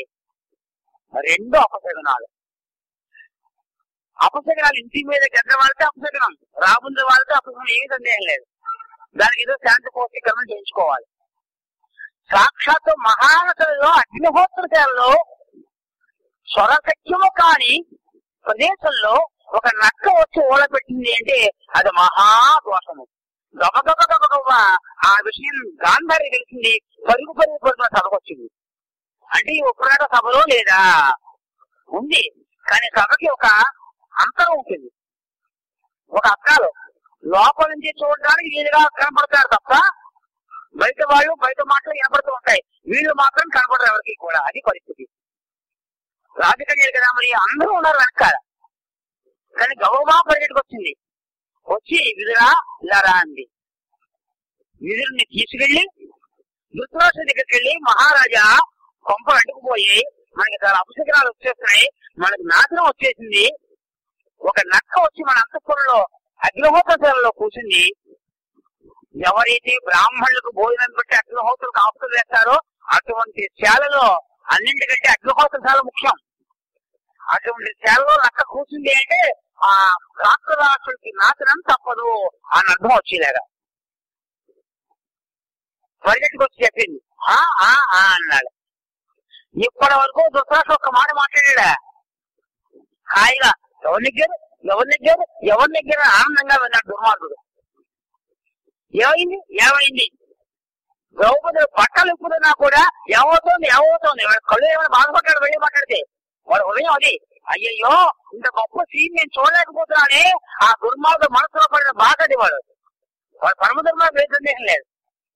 అందుకనే ఆ దుర్మార్గుని దేవుడు చేసి వాళ్ళని రే మా నిద్రపోని తింటున్నాడు తిను అని రోజు వాళ్ళ తినాలి తిను నీ కొడుకులు గడించి వెళ్ళాడు కదా తిన్నాయా తిను అంటూ రోజు గెప్పుకోట్లు గెప్పేవాడు. నిజంగా దేవుడు ఇంత కథ ఉడికిపోయిన మనసే దేవుడి రోజు సంరక్షించేవాడు. ఏమో మాట్లాడే శక్తులు ఏం చేస్తాడు మరి కర్మ దేవుడు చంపి పరిస్థితి కూడా చేశాడు. ఎవరు గట్టిగా కౌలించుకున్నాడు అక్కడికి ప్రత్యక్షం అయిపోయింది. వాడికి ఎంత ప్రేమ ఉందో మన ప్రధానికి మన మీద ఎంత ప్రేమ ఉందో ప్రత్యక్షం అయిపోయింది. కానీ ఇప్పటిదాకా మాట్లాడు ధృతరాష్ట్రుడు ఇప్పుడు మాట్లాడుతున్నాడు నంగినాథుల గురించి చూస్తున్నాడు చూడండి. హతోసి దుర్యోధన మందబుద్ధి ఎత్తం సభాయాం కురుపుంగవానాం శ్రియం సమాభాషసి దుర్వినీత విశేషతో ద్రౌపదీం ధర్మపత్నీం. ఓ దుర్యోధన చచ్చేవరా అన్నాడు. తండ్రి అనకూడదన్నమాట. ఒరే దుర్యోధన చచ్చేవరా అన్నాడు. హతోసి దుర్యోధన మందబుద్ధి. కొంతమందికి ఊత పదాలు ఉంటాయి, ఈ పదాలు వాడుకోవాలి. ఒరే నువ్వు బ్రతికేవరా అంటే అవుతుంది తిట్టుకో అంతే తప్ప అపశకరం పలుకులు పడకూడదు. నీకు ఊహ దాకా ఓరి నీళ్ళు బంగారంగాను ఓరి నీ కడుపు పండ అని తిట్టుకోవాలి తప్ప నీ కడుపు మండ అని తిట్టుకోకూడదు. అటువంటి ధృతరాష్ట్రుడు ఒగ్గపట్టి సడన్ గా ధర్మాత్మ అయిపోవాలి. ఇప్పుడు నాకు తెలియదు చూసావా ఇంత బాగుంది జరిగింది అంటాడు. కళ్ళు కట్టుకోవాలి కదా అన్ని తెలుసు షోలో చూస్తున్నారు అంతా కూడా యావైంది అంటే మొత్తం అన్ని పొందాలు ఓడిపోయాడు. ధర్మాలు బుర్రండి కూర్చున్నాడు. ద్రౌపది ఎక్కట్లు లేకపోయాడు. బట్టలు ఉపయోగించి కూడా మొత్తం షోలో ఆవేళ క్రికెట్ కామెంటరీ రేడియోలో వినేవాళ్ళం. ఆ రేడియోలో ఉన్నట్టు క్రికెట్ కామెంటరీ వెళ్ళాడు ధృతరాష్ట్రుడు. ఇప్పుడు మాత్రం గొప్పవాడు అయిపోవాలనుకుంటున్నాడు. దుర్మార్గుడా ఎంత పని చేసేవారో అక్కర్లేదు. హతోసి దుర్యోధన మందబుద్ధి యః త్వం సభాయాం కురు పుంగవానాం. పాండవులు ఉత్తములురా అంటున్నాడు. ఇప్పటిదాకా ఏమైపోయిన పాండవులు మనిషి తక్కువ ఎప్పుడు తక్కువ వస్తున్నాయి అంటే ఇప్పటిదాకా దుర్యోధన ఎంత స్వాగతం రెండు అన్నాడు. కూర్చుని మొత్తం పాండవులు ఓడిపోయిన తర్వాత రా కూర్చోతాడు మీద అన్నాడు. అటువంటిప్పుడే బాగా డబ్బు వచ్చినప్పుడే మనిషి యొక్క మనస్తత్వం మారిపోతుంది. ఏమీ లేనప్పుడు ధైర్యంగానే ఉంటాడు. వచ్చి పడిందో అమ్మా ఇంకా వాడికి లోకం కనిపించదు. మహా పాండిత్య గర్వమైనా వాడికి లోకం కనిపించదు. మహా సౌందర్య మత్తుడైనా వాడికి లోకం కనిపించదు. ఒక ఆటలో శ్రేష్ఠుడైనా వాడికి లోకం కనిపించదు. పండితులు కూడా గొప్ప పండితులు అయిపోయానుకోండి మొత్తం లోకం అంతా వాడికి కుంగిలా కనపడుతూ ఉంటారు. వాడికి అవసరం వీడికి అవసరం మహానుభావులు ఉన్నారు, చాలా చోట్ల ఉన్నారు. ఇదంతా కూడా గర్వోన్మత్తత. ఈ క్షణం మన దగ్గరికి వచ్చినా మారిపోని స్థితి కావాలి. ఇప్పుడు వ్యాఖ్యాలు అపశకునాలు వచ్చాయి కనుక ధృతరాష్ట్రుడు ఈ మాట మాట్లాడుతున్నాడు. లేకపోతే ఈ మాట మాట్లాడడం అని మనం ఇక్కడ ధృతరాష్ట్రుడు అలా మనం పాత్ర చిత్రీకరణ చేసుకోవాలి. ఎప్పుడు కిరీటాన్ని సవరించుకుంటూ ఉంటాడు. ఈ ధృతరాష్ట్రుడు మరి వెనకాల ఏం చేశాడు? నాన్న లాక్షాగృహంలో మనం తగలపెట్టడం కోసం లాక్షాగృహం నిర్మిస్తున్నాం నాన్న అంటే వద్దురా అన్నాడు. సరే కానీ ఏం చేస్తాం అన్నాడు. అంటే ఏదో విధంగా కంపించేద్దాం అనుకున్నాడు వాడు. దేవుడికి విషాన్న పత్రిక తెలుసుకున్నాడా ధృతరాష్ట్రుడికి? ఏమీ తెలియకుండా చేయలేదు దుర్యోధనుడు. రాజుకి చెప్పా చేశాడు. రాజు వద్దనా తర్వాత ఓకే అనిపించింది చేశాడు. నిజం చెప్పాలని దుర్యోధన తప్పలేదు. అది విని సరే అన్న ధృతరాష్ట్రుడు తప్పు. రాజా రాష్ట్రకృతం పాపం రాజపాపం పురోహిత. మొత్తం రాజ్యంలో ఎవరు ఏ పాపం చేసినా అది ఎవరు కలుపుతుంది? రాజు కలిపోతుందిరా. అందుకనే రాముడు వెళ్లి శంభుకుని చెప్పాడు. అది అన్యాయం కదా అంటాడు లోకం. వాడు అన్యాయం చేస్తుంటే గొడవ టీవీల్లో వేదస్వరం వాడికి పలకొచ్చా? వాడు వేదమంత్రాలు వాడు పలకొచ్చా? వాడు వేదమంత్రాలు పలకడం మూలంగా లోకానికి అరిష్టం వచ్చి ఒక బ్రాహ్మణోత్తరుడు కుమారుడు అర్ధాయుషుగా చనిపోతే ఒకరిని తీసేసి లోకరక్షణ చేయమని చెప్పింది శాస్త్రం. కనుక రామచంద్రమూర్తి వాడిని శిక్షిస్తే అదిగో చెంబుకు దళితులను చంపాడు కనుక రాముడు దయ్యమా అని వాళ్ళ కర్మకారి టీవీలో కూడా మెచ్చుకొస్తారు. మొన్న పరిపూర్ణానంద స్వామి బ్రహ్మాండంగా సమాధానం చెప్పారు. నోరు ముంచారంటే వాళ్ళు. కనుక ఒక ఆయనకు పరిస్థితుల్లో వారణావతానికి పంపించాడా, లక్షంటే కాజల కోసం కోళ్ళు పంపించాడా, ఇవన్నీ తెలుసునా. వాళ్ళ కాలు పని ఎంత సంతోషించాడో చెప్పలేం. అమ్మయ్య ఇంకా వాళ్ళు గొడవలేదు, నా కొడుకుకే రాజ్యం అంతా అనుకున్నాడా. తర్వాత మళ్ళీ వాళ్ళ సడన్గా ఊడిపడ్డవా. ద్రౌపది స్వయంవరంలో ద్రౌపదిని గెలుచుకొచ్చాడా. ద్రౌపది యొక్క రాజ్యానికి వారసైపోయా వాళ్ళు. వెనక దండం చేసింది వాళ్ళకి. అప్పుడు భీష్ముడు చెబితే వాళ్ళకి ఇంద్రప్రస్థాన్ని ఆయన ఏలుకోండి అని ఇచ్చాడు. ఖాండోప్రస్థంలో ఉన్నాడు ఆయన, మీ నాన్న రాజ్యాన్ని మీరు ఏలుకోండిరా అన్నాడు. భీష్ముడు చెప్పబట్టి ధృతరాష్ట్రుడు విని ధర్మరాజాలని ఖాండోప్రస్థానికి పంపించాడు. వాళ్ళు వెళ్ళిన వెంటనే వాళ్ళకి పట్టిందల్లా బంగారం అయిపోయి రాజసూయాన్ని కూడా చేయించారు వాళ్ళు. ఈ వెనకాల పరిస్థితి. ఈవేళ మొసలక నీళ్ళు కారుతున్నాడు ధృతరాష్ట్రుడు. విశేషత ద్రౌపది ధర్మపత్ని అంటున్నాడు. కనుక అమ్మా నా కొడుకు దుర్మార్గుడు, ఇంత కష్టపడ్డావు నువ్వు, నీకు వరోత్సవం తీసుకోమ్మా అన్నాడు. ఇప్పుడు ద్రౌపది వరం కోరింది. ఎంత తెలివి తక్కువదో పాపం. మనకు ఆ ఛాన్స్ ఇస్తేనా మొత్తం లాభం ఉంచేస్తాం మనం. ఆ భస్మకుడు ఏం చేశాడు అంటే దాని ఎత్తిని కళకు చేయబట్టి నేను టెస్ట్ చేసుకుంటా అన్నాడు. పైగా అదొకటి. పాపం ద్రౌపది ఎంత అమాయకురాలో చూడండి. మొదటి వరకు ఏమనుకోతుందట, మను నిపుణులు ధర్మతనయుండు దాస్యంబు వలన పాయవలయు అంది. మను నిపుణుడు ఓ మూల తన భార్య తను ఉద్దేశి ఇంత అపకీర్తికి ఇంత దౌత్యానికి కారకుడైన ధర్మరాజుని మణిబంధు ఉంటుంది పాపం తల్లి. కనుక ధర్మరాజుని పూర్తిగా నమ్మిన ధర్మరాజు తప్పు లేదని నమ్మిన వాళ్ళలో తోపులో పడు. మరి ఏమన్నా వాళ్ళు తిట్టింది కదా, హితవుడు తిట్టింది కదా. హితవుడు అంటే జోదరి అర్థం, జోదం ఆడేవాడు అర్థం. జోదం ఆడేవాడు కానీ జోదం ఆడేవాడు అనుకోకపోతే ఇంకేమంటారండి. అక్కడ మహారాజు అంటారా, ఓ జోదం ఆడేవాడు అని అంటారు. కనుక అక్కడ తిట్టినట్లు కాదు. ఇప్పుడు ధర్మపనేన్ని దాస్యం ముక్తం చెయ్యండి. ఎందుకంటే నా కొడుకు ప్రతివింధుడు ఉన్నాడు, ధర్మరాజు పుట్టాడు, వాడిని దాసీపుత్రుడు ఆకుండా ఉంటారు అని కూడా ఒక వరంలో మొత్తం పాండవులందరినీ నాతో పాటుగా విముక్తం చేయని కోరచ్చు కదండి. కోరలేదు. ఎంతో ఆనందించాడు. అలా కోరింది కనుకనే ధృతరాష్ట్రుడు ఆనందించాడు. ఆనందించి మరో వరం కోరుకోమా అన్నాడు. కోరుకుంది. ఏమని? భీముడు, అర్జునుడు, నకులుడు, సహదేవుడు వాళ్ళ ఆయుధాలతోటి, వాళ్ళ వర్మాలతోటి, వాళ్ళ ధన సంపత్తితోటి బయటపడుదురు గాక, దాసి ముక్తులవుదురు గాక అని తనని కోరుకోలేదు. అది మీరు గుర్తించండి. అందరినీ కోరేసుకుని అనుకుంటారేమో. కనుక వరం పొందే అవకాశం ఉన్నా ద్రౌపది కోరుకోలేదంట. ఆ తల్లిని మహాపరాపట్టారు కదా తల్లి. ఎంత ధర్మకరయా తల్లి, ఎంత విశ్వాసపత్రాలు, ఎంత మహాపతివత. తపస్సుని అంటారు. సాక్షాత్ వ్యాసభగవాడు తపస్సుని అంటారు. ఇటువంటిది ద్రౌపదిని కొట్టుకుని మహానుభావుడు ఎవరు రాశాడు? ద్రౌపదికి కృష్ణుకి సంబంధం అంటే పెట్టాడు మహానుభావుడు. దాని కాలంలో ఓకే అన్నారు. ఇందాక చెప్పుకున్న మాట నేను చెప్పుకుని ఏమనుకున్నాం, ఒక అబద్ధాన్ని ఎవరైతే ఓకే అంటారో వాడికి సగం పాపం వచ్చేస్తుంటా. అసలు అబద్ధం ఆడవాడికి అనుకోవచ్చే పాపంట, సభ్యులందరికీ సగం పాపం వచ్చేస్తుంటా. అంటే ఎవరైతే ఆ నవల చదివారో వాళ్ళకందరికీ పాపం, ఎవరైతే బాగుందన్నారో దీన్ని ట్రై ఇవ్వతున్నారో వాళ్ళకి సగం పాపంట, రాసిన వాళ్ళకి అనుకోవచ్చే పాపంటండి.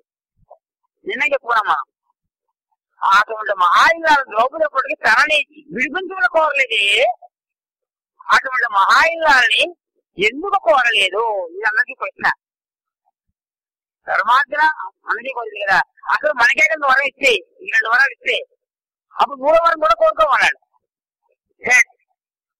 వైశ్యకాంతికి ఒక్కటే వరం, క్షత్రియ కాంతికి 2 వరాలు, అదే సూత్రకాంతకి 3 వరాలు. నేను 3 వరాలు కోరితే సూత్రకాంతను అవుతాను. అదే బ్రాహ్మణ కాంతకి ఎన్నైనా వరాలు కోరుకోవచ్చు. అది చిత్రం.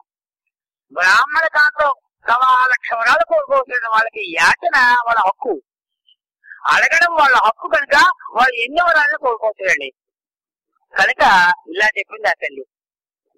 ఇదే కనుక ద్రౌపదే కనుక ధర్మ కొంచెం పక్కకు పెడితే, వాళ్ళ చేసిన అపకారానికి కొంచెం మనసులో పెట్టుకుంటే, మొదటి వరానికి మేము ముందు ఎలా ఉన్నామో అలా ఉండేలాగా వరం ఇయ్యి అంటే ఏమైపోతుంది?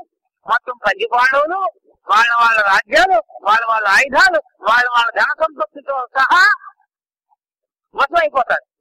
ఇది మొదటి వరం. రెండో వరం, మొత్తం మీ సామ్రాజ్యం అంతా నాకు దాసులుగా ఉండాలి. రెండో వరం కోరితే అయిపోతుంది. మనం అయితే ఖచ్చితంగా అలాగే కోరుతాం. వాడు మాయాజోదంలో వీళ్ళ సామ్రాజ్యం అంతా కొట్టుకుపోతే, ద్రౌపది ఛాన్స్ ఉన్నా కూడా ఈ దుర్యోధనాదంలో మాకు భూతుగా కాక, మాకు ద్వాసలు ఉందరు కాక అని కనుక ద్రౌపది వరం కోరి ఉంటే ఈవేళ మనం భారతం చదువుకోక్కర్లేదు. ఈవేళ ద్రౌపది గురించి మనం ఇంత బాగా చెప్పుకోక్కర్లేదు. కనుక ద్రౌపది అలా వరం కోరలేదు అంటేనే ఈవేళ ద్రౌపది శిరోధార్యం. కనీసం దీన్నేనా అర్థం చేసుకోలేదు ఆ ద్రౌపది నవలకక్క. చాలా మహా అసహ్యంగా రాశాడు చాలా కష్టాలు. ముందు చదివితే ముందు చాలా బాగుంది అనిపిస్తుంది. చాలా బాగా ఇది తప్పు ఉందిలా అనిపిస్తుంది. లోపల ఘట్టాలు వెళ్తే తెలుస్తుంది. సరే, ఇంతకీ ద్రౌపది ఎందుకు తనని కూడా విడిపించమని వరం కోరలేదు అంటే, ఇతను దుర్యోధనాన్ని ఉండిపోదామనా? ఇది కాముకుడు కలిగే సమాధానం. వాళ్ళని విడిపించమంది. కనుడు చెప్పాడు కదా, ఎందుకమ్మా దోషంలో ఓడిపోయిన వాడిని భర్తగా పొందమ్మా అన్నాడు కదా, అందుకోసమా ఈవిడ తనను కూడా విడిపించమని అడగలేదు అన్న అనుమానం వస్తుంది అందరికీ కూడా. అలా వచ్చిందో మనం కూడా దుర్మార్గులే, రాకూడదు. ఎందుకు అలా కోరలేదు అని అంటే, ఆ మాట నన్నయ్య గారు మహానుభావుడు తన వాక్యంలో రాకెళ్ళి, నేను దాసినే దాసినే అని అడిగింది. భీష్ముడు సభలో నేను దాసినే దాసినే అడిగింది. నేను దాసిన కానా అని అక్కడ సమాధానం చెప్పుకున్నాం మనం. ఇక్కడ మనం ఏం సమాధానం చెప్పుకోవాలి? నేను దాసినే, నో డౌట్, నేను దాసిని కాను సుమా, నేను దాసిన కాను. దాసినే అది అర్థం. నేను అదాసినే, నేను దాసిని కానే కాను. ఎందుకంటారా, ధర్మముడు తను తాను పన్నులో ఓడిపోయిన తర్వాత నన్ను కాశాడు కనుక నేను దాసిని కానే కాను. కానీ రెండర్థాలు వచ్చేలాగా నన్నయ్య గారు మహానుభావుడు ఋషుకులుడు కనుక, అందుకని విశ్వనాథ్ వారు ఋషుకల్పుడు నన్నయ్య అన్నాడు మహానుభావుడు. నేను దాసినే, నేను దాసిని కానే కాను. దాసినే, నేను దాసిని ఎలా అవుతాను అని ప్రశ్న వేసింది. కనుక తనను కోరక్కర్లేదు. తను ఎప్పుడు ఒకటే ధర్మం, వీడు తప్పు చేశాడు, నేను దాసురాలు కాను అని చెప్పింది ఆ తల్లి. కనుక ఇది అర్థం చేసుకోలేదు చాలా మంది. సరే, ధృతరాష్ట్రుడు ఆలోచన చేశాడు. చాలా బాగా కోరింది, ఎంతో న్యాయంగా కోరింది. రెండో వారం ఇస్తాడు అంటే, మొత్తం నీ కొడుకులందరూ నాకు వశం చేసేవయ్యా, వాళ్ళని ఎత్తివేకి 4 కంటాలు కొడతాను అంటే ఈ ధృతరాష్ట్రుడు ఈ విధంగా ఆనందించాడు. ధృతరాష్ట్రుడు కూడా ఆనంది, అమ్మా మన భరత వంశానికి తగిన పేరు ఇచ్చేవమ్మా, చాలా మంచి ఇల్లాలో మనవు. పరమ పతివ్రతం సభం తపస్విని పాండవ ధర్మపత్ని ధర్మరతం అయోనిజన్ ప్రకృతి మానవ భామనిగా తలించి దెప్పరములు పల్కగా అనుకునే వాయుమనాం. దుర్యోధను పిలుచు ఈ విధంగా అన్నాడు. ఆవిడ ఎవరనుకుంటారా? మహాపతివ్రతరా, పరమ తపస్విని పతివ్రతం పాండవ ధర్మపత్ని ధర్మరథం అన్నాడు. ఎందుకు ధర్మరథ అంటే ఇందాక చెప్పాడు, రాజసూ యాగంలో మన ఇంటికి వచ్చిన అతిథులు భోజనం చేయకుండా మనం భోజనం చేస్తే మహాపాపం, మన పుణ్యాలు వాళ్ళకి వెళ్ళిపోతాయి. ఎవరైనా మీ ఇంటికి మీరు భోజనానికి పిలిచి నాకు ఆకలి వేసుకోవాలని మేము ముందుకు వచ్చేసి వాడు 2 దగ్గర రాలేదని అనుకోండి, కాబట్టి నేను ఏదో ఉప్మా చేస్తున్నానే కానీ ఆ వండిన ద్రవ్యాల్లో వాడు చిన్న తర్వాత వాడికి పడడం అధర్మం అవుతుంది, మహాపాపం. వాడు అనుజ్ఞిస్తేనే చేయొచ్చు. అందుకనే రాత్రి దాకా సంతర్పణ జరిగేట, రాత్రి దాకా. ఆ రాత్రి అప్పుడు అందరూ తిన్న తర్వాత ఆ తల్లి భోజనం చేసేటండి. కర్ణవాసనలో అంతే, అందరూ పెట్టేసిన తర్వాత కాంతిని కంఠం కొడిగేసి. అందుకే ఆ తల్లి ధర్మరథ, అన్ని ధర్మాల్లో శ్రేష్ఠురాలు. నన్నయ్య గారు కానీ వ్యాసుడు కానీ ఎవరు చెప్పినా ద్రౌపది ధర్మశ్రేష్ఠురాలనే చెబుతారు, ఎవరో ఒకరు తప్ప. అది పరిస్థితి. కనుక అయోనిజన్, ఆవిడ యోని జాత కాదు, అగ్ని గర్భ, అగ్ని నుంచి పుట్టింది. అసలు అటువంటి చెదరంటావు విశ్వాసం ముట్టుకున్నా చెదంటారట. కనుక నిజ ప్రకృతి భానవ భామినిగా తలంచి, మామూలు కాంతగా తలంచి, ఒరే కర్ణ ఒరే దుర్యోధన దెప్పరాలు మాట్లాడారా మీరు? దెప్పరములు పలకగా అనుకుని బాల్యములాదిగా దుష్టభావనందే. నువ్వు చిన్నప్పటి చూస్తానా నిన్ను, చిన్నప్పటి దుఃఖభావంతో ఉన్నావురా నువ్వు. నీ నిమిత్తమున పెద్దకి దుఃఖితులై పాండవులు, నీ మూలంగా పాండవులు చాలా దుఃఖాన్ని అనుభవించారా. చాలా తెలివైన వాడు కనుక ఈ మాట అన్నాడండి. ఈ మాట అన్నాడు దుఃఖాన్ని మీరు చూడలేదు. తర్వాత ఎందుకు అన్నాడో తర్వాత చూస్తాడు మనకి. ఒరే అంటే ఎదరవాడు పిల్లాడు మన పిల్లాడు కొట్టేసిన రక్తం వస్తుందండి. అప్పుడు ఏం చేయాలి? కొట్టరా, ఎంత మంచి కొట్టాడా, ఇదో అడుగుంటాడు కదా, అది నడిలో దెబ్బ దగ్గర ఇలా చెయ్యటి ఇలా కొట్టడం లాంటి మాట మాట్లాడుతూ లాగి లంపకాయ కొట్టద్దా కొడుకుని, శిక్ష అయిద్దా కొడుకు. కన్న కొడుకు ఏం చేశాడు? నా కొడుకు మరణ శిక్ష పడినా సరే నీదే కరెక్ట్ అని చెప్పాడు సుధనమని. ప్రహ్లాదుడు తాను ఇంత తప్పు చేసిన 2 మాటలు మాట్లాడలేదే అంటారేమో అని 2 మాటలు మాట్లాడుతున్నాడు. పెద్ద దుఃఖితులై పాండవులు. అయితే ధృతరాష్ట్రుడికి ఈ మాట ముందు తెలియదా? జోదంలో శకుని మాయా జోదం ఆడతాడు, మొత్తం రాజ్యం అంతా లాగేస్తాడు నాన్న అని చెప్పాడు కదా దుర్యోధనుడు. ఎందుకు ఆడించాడు? ఇప్పుడు నీతి కబుర్లు తప్పకపోతే అప్పుడే ఆడించడం మానేయచ్చు కదా. చూడండి, అప్పుడు అనుకున్నాడు నిజంగా శకుని కాటికలు ఫలిస్తాయా అనుకున్నట్ట. నిజంగా శకుని మొత్తం రాజ్యం అంతా లాగేస్తాడా అని చివరి దాకా చూశాడు. అది ఒక ఆలోచన కావచ్చు. ఇంకా 2,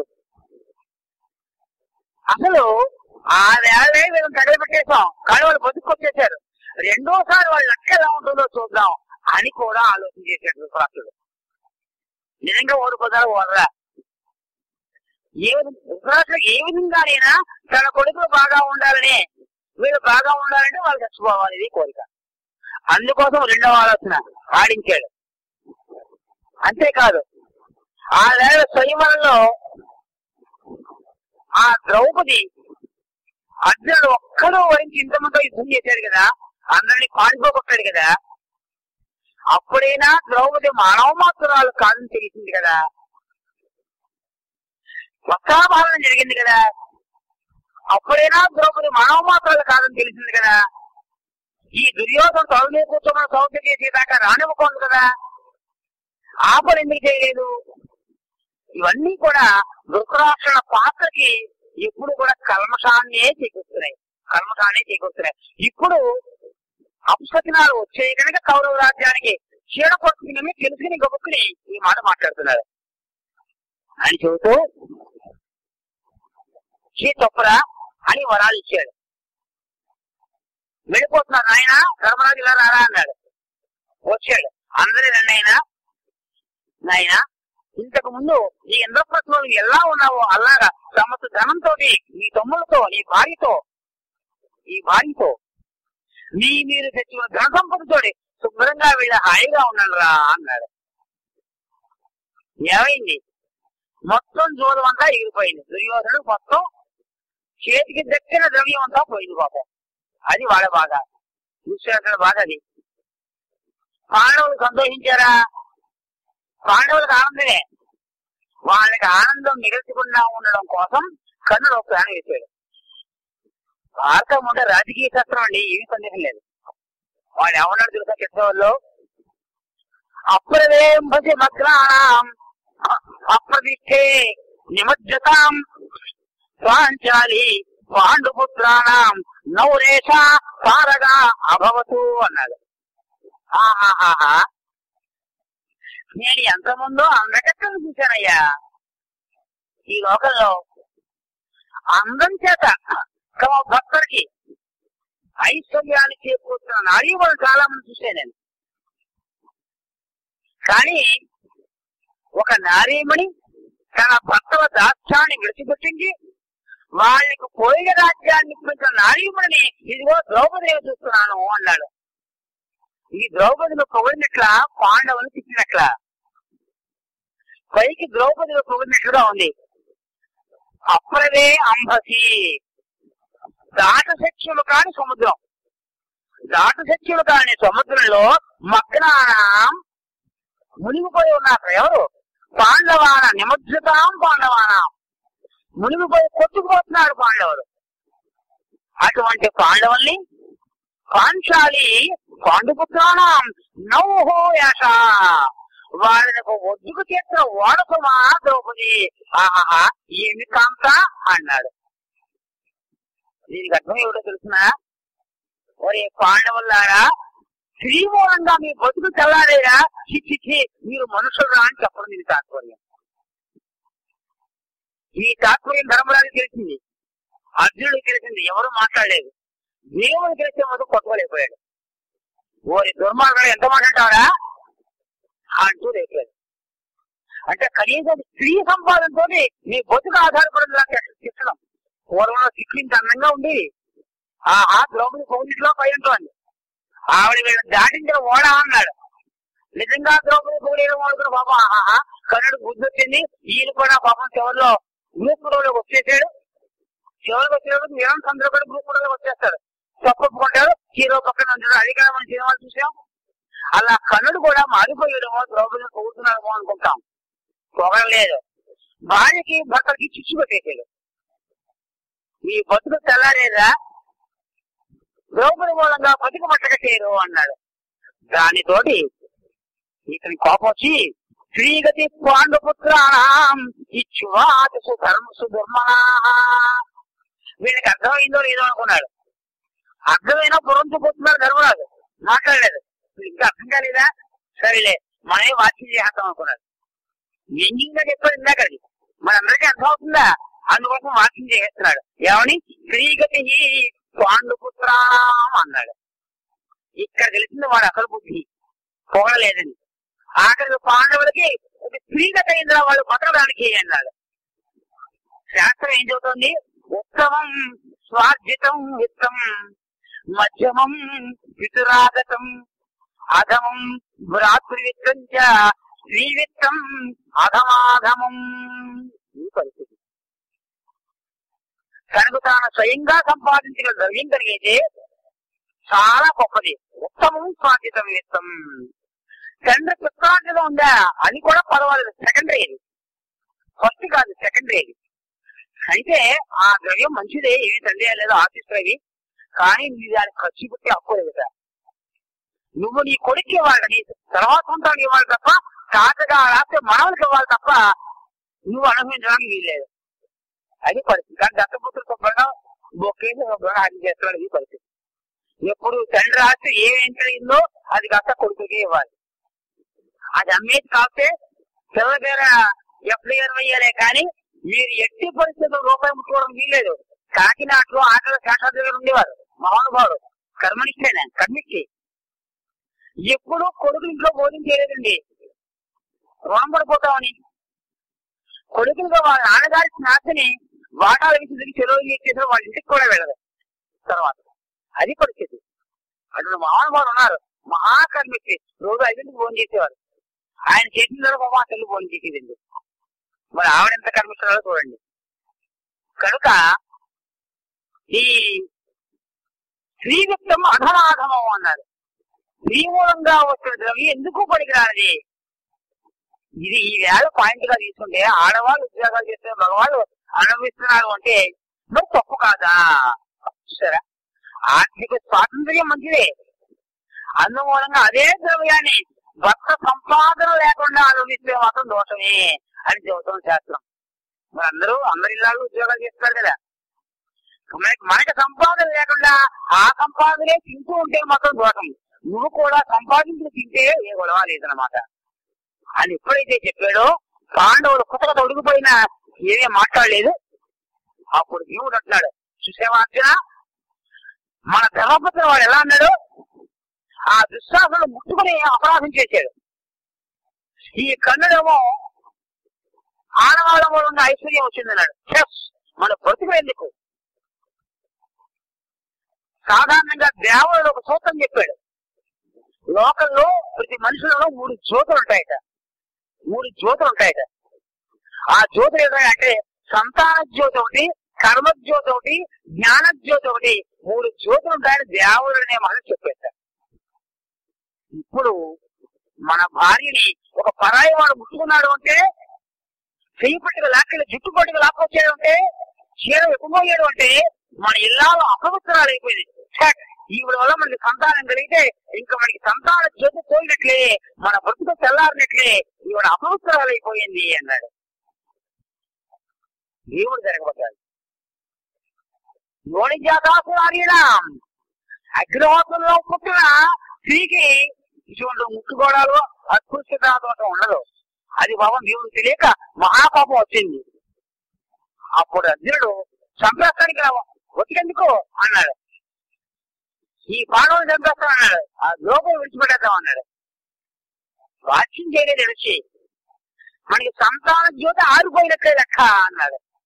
దాంతో అర్జునుడు, నాయనా ఎందుకురా బాధపడతావు, ఇటువంటిప్పుడే కష్టాల్లో ఉన్నప్పుడే ధర్మజ్ఞుడు ఎవరో అధర్మజ్ఞుడు ఎవరో తెలుస్తుందిరా. ఇంత కష్టాలు ఉండి కూడా మనం లిమిట్స్ దాటకుండా ఉంటే స్మరంతి సుకృతాన్యేవ నైరాని కృతాన్యపి సంత ప్రతి విజ్ఞానంత లబ్ధ సంభావన స్వయం అన్నాడు. నిజంగా అసలు మంచి వాళ్ళు ఎవరయ్యా అంటే, ఎవరైనా తప్పు చేస్తే ఆ తప్పులను మర్చిపోవటం. మనం ఎంత దుర్మార్గులు ఏమైనా ఉంది, ఆ తప్పులు మర్చిపోవాలట. సుఖత అన్యేవ స్మరంతి, వాళ్ళు చేసిన మంచి పనులు మాత్రమే స్మరించుకోవాలిరా. మన తండ్రి గారు ఇది ధృతరాష్ట్రుడు మనకి రాజ్యం ఇచ్చేశాడు కదా, మన కష్టాలన్నీ పోయాయి కదా, కనుక దుర్యోధన చేసిన అపకారాన్ని ఇంకా మనం తలుచుకోకూడదురా.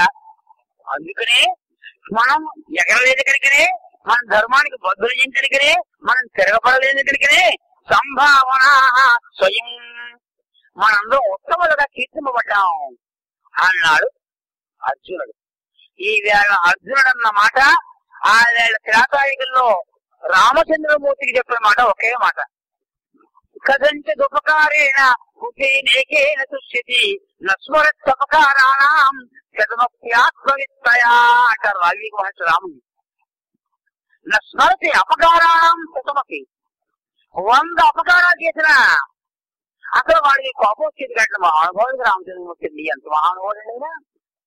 ఆ రావణ్ ఎంత దుర్మార్గుడండి, కళ్ళాన్ని కొట్టుకుపోయాడా. అప్పుడు కూడా ఛాన్స్ ఇచ్చాడు, ఇప్పుడైనా భార్య విడిచిపెట్టండి సందేశం పంపించాడు. అప్పుడు కూడా విడిచిపెట్టేస్తాడు మహానుభావుడు. స్మరంతి అపకారాణం శతమపి ఆత్మవిత్తయా, ఆత్మవిత్యత రామచంద్రమూర్తి తను ఎవరో తాను తెలుసుంటా, తన ధర్మవేత్తాన్ని తను తెలుసుంటా కనుక ఆ రావణుడు చేసిన అపకారాలను స్మరించలేక ఎవరు చిన్న ఉపకారం చేసేట పరవశించిపోతాట. మంచినీళ్ళు ఇవ్వాలి చాలు, ఒక ఫ్యాన్ గాలితో వేసాడు చాలు, అయ్యయ్యో నాకెంత సేవ చేసావు, నాకెంత సేవ చేసావు అది పొంగిపోతాట. కథంచిత ఉపకారేణ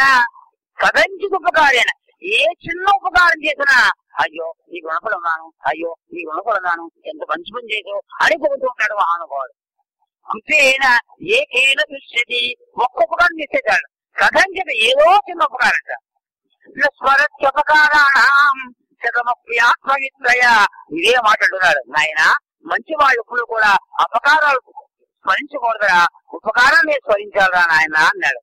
అయినా సరే భీముడు లేచేట గదపుచ్చుకున్నాక, ఇహైవ తాన్ సహం సర్వాన్ హన్మి శత్రుం సమాగతాన్ అత నిష్క్రమ్య రాజేంద్ర సమూలాన్ హన్మి భారత.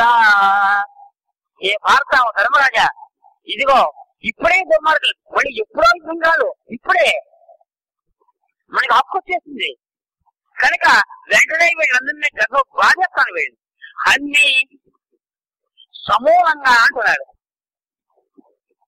దుర్యోధనుడికి మూలం ఎవరు? ధృతరాష్ట్రుడు. ఆయన లేకపోతే దుర్యోధనలో పాడైపోవడానికి మూలం ఎవరు? శకుని. ఎవరిని చెప్పాలి ఇప్పుడు మనం? సమూల ధృతరాష్ట్రంతో సహా పీకేస్తానంటాడు, శకునితో సహా పీకేస్తానంటాడు.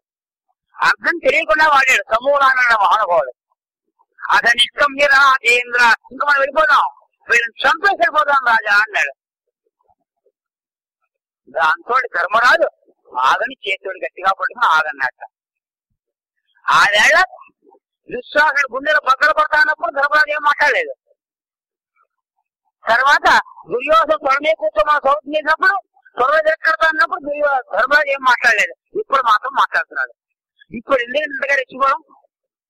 ఎప్పుడో సంపదాన్ని ప్రతిజ్ఞ చేశాడు, ఇప్పుడే చంపేస్తానంటాడు.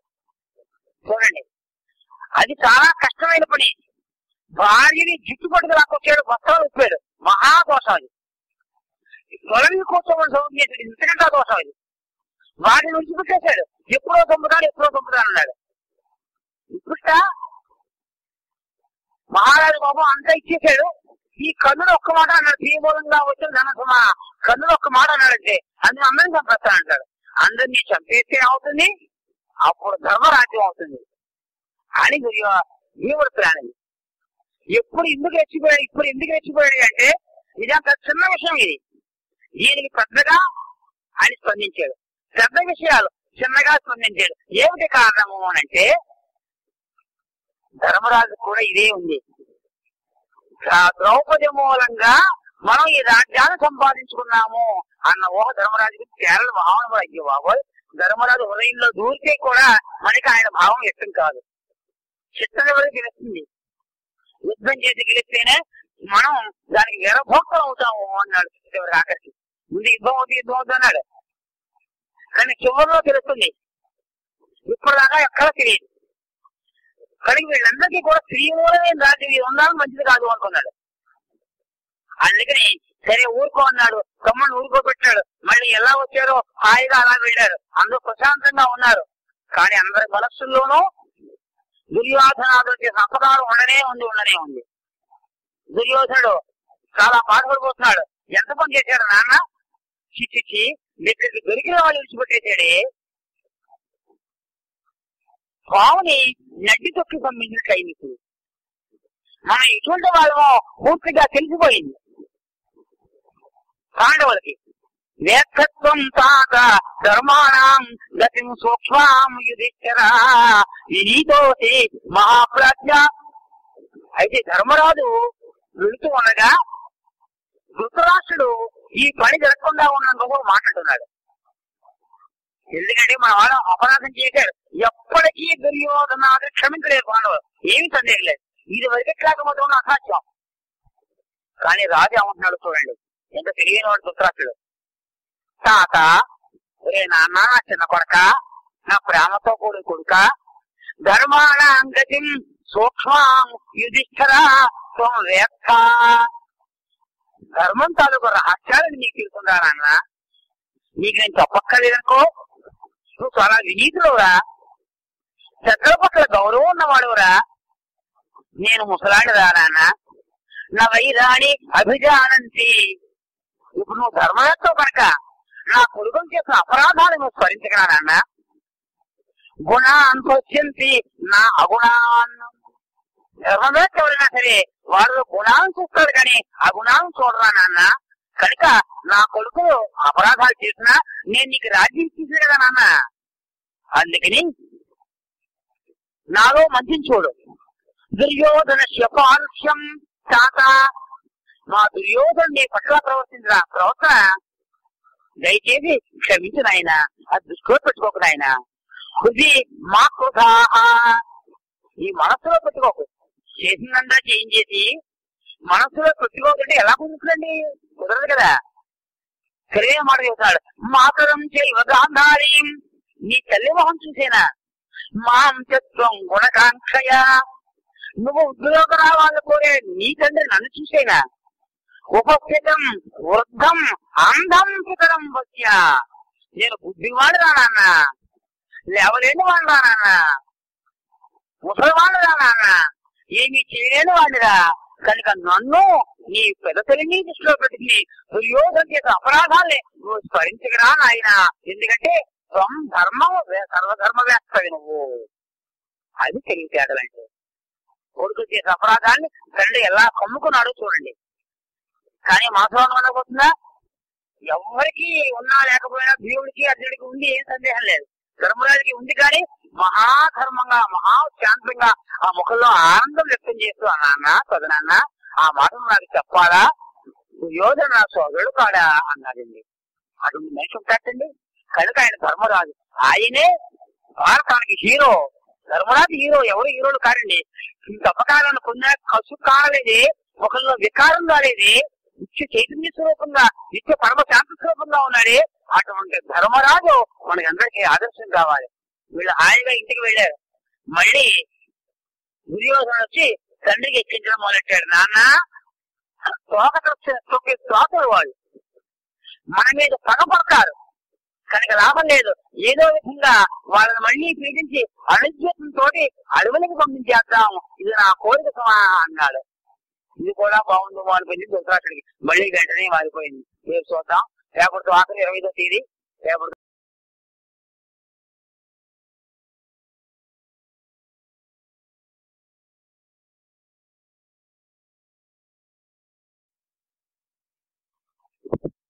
కర్ణుడు భీముని రెచ్చగొడుతున్నాడు.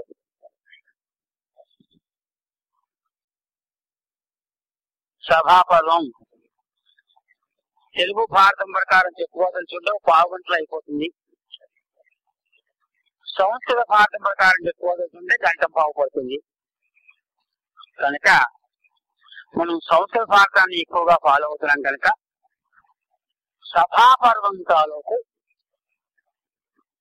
చిట్ట చివరి సారం, మొత్తం అన్ని పర్వాలకి ఉత్తేజం, మహాభారత యుద్ధానికి శంకుస్థాపన అయినటువంటి ఈ సభాపర్వం చివరి ఘడియల్లోకి, చివరి ఘట్టంలో వచ్చాం మనం. ఏ పాండవుల సమస్త సామ్రాజ్యాన్ని దుర్యోధనుడు లాక్కున్నాడో ఆ రాజ్యాన్ని అశ్రమంగా ధృతరాష్ట్రుడు మళ్ళీ దానం చేసేసాడు. ఇంతసేపు ఆడిన ఆట అంతా కూడా సరదాగా ఆడుకున్న ఆట అయిపోయింది. ఇప్పుడు దుర్యోధనాదులు చాలా విచారావస్థలో పడ్డారు.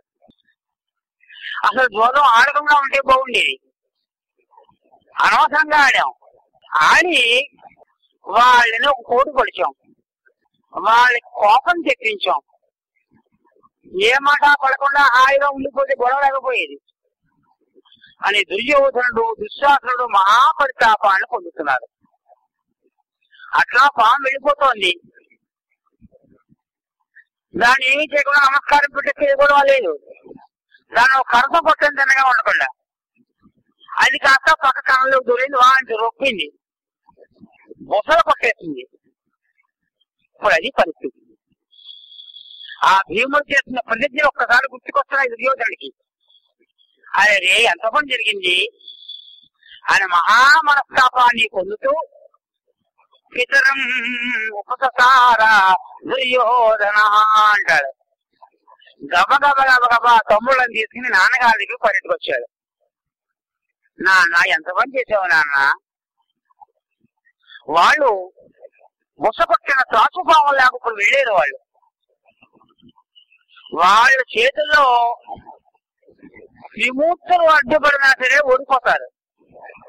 3 లోకాల వారు కూడా పాండవులు ఎవరు ఏమీ చెయ్యలేరు. అది నాకు తెలిసిన పూర్తిగా. అందుకనే కదా నేను మాయాద్భుతాన్ని ఎన్నుకున్నాను. ఎప్పటికీ వాళ్ళ ఐశ్వర్యం, శౌర్య, ధైర్య, పరాక్రమాలతో ఎవ్వరూ కూడా గెలవలేరు. ఆ అర్జునుడు ఉన్నాడు చూసావా, అతడు సామాన్యుడు కాడు. ఖాండవనాన్ని దహనం చేసేటప్పుడు నానా నీకు తెలియదేమో చెబుతున్నాను అనే వరుసకు అర్జునుడి యొక్క బలపరాక్రమాలు ఒక 25-30 శ్లోకాలు చెప్పాడు. అర్జునుడు అంటే అది టెర్రర్ దుర్యోధనుడికి. ఇంద్రుడు వచ్చినా లెక్క పెట్టలేదు అర్జునుడు. సమస్త దేవతలు ఒక్కసారి మీద పడ్డారు, అయినా ఏమీ చేయలేకపోయారు. సమస్త మేఘాలని విడిచిపెట్టాడు, ఘోరమైన వర్షం కురిసేసింది. ఒక్క నీటి చుక్క కూడా అగ్నిహోత్రం మీద పడకుండా కాపాడాడు. అణువణువున బాణాలు వేసి ఒక చెల్లెలు పట్టినట్లుగా, ఒక శ్రావ వేసినట్లుగా వేసేసాడు, వర్షం లోపల కొరకుండా. ఇది సామాన్యులు చేయగలిగిన పనా నాన్న? అర్జునుడు సామాన్యుడు కాదు. ఇప్పటికీ అర్జునుడు పేరు తెలుసుకుంటే నాకు సింహస్వప్నం వస్తోంది. గబుక్కను అర్ధరాత్రి ఎప్పుడైనా అర్జున అని పేరు వినపడింది అనుకోండి, గబుక్క లేచి కూర్చుంటాక ఇంకా రాత్రి వాడిని నిద్ర పట్టట. రకారాధీని నామాని. ఆయన రామాయణంలో మారీచుడు రాముడి చేతి దెబ్బ తిన్న తర్వాత రా అని ఆ మాట వినిపించే చాలట గడగడా వణుకోవడం మొదలెట్టాట. రామ పూర్తిగా అక్కర్లేట. రకారాధీని నామాని, ఆ మాట వింటే చాలయ్యా, నేను గడగడలాడిపోతున్నానయ్యా, నన్ను అటువంటి మాయలేడిగా వెళ్ళమంటున్నావు, నీకేమన్నా జ్ఞానం ఉందా అని అడిగాడు రావణాసురుడిని. ఆయన మారీచుడు ఎలా భయపడ్డాడో ఈ వేళని అలా భయపడుతున్నాను అన్నాడండి.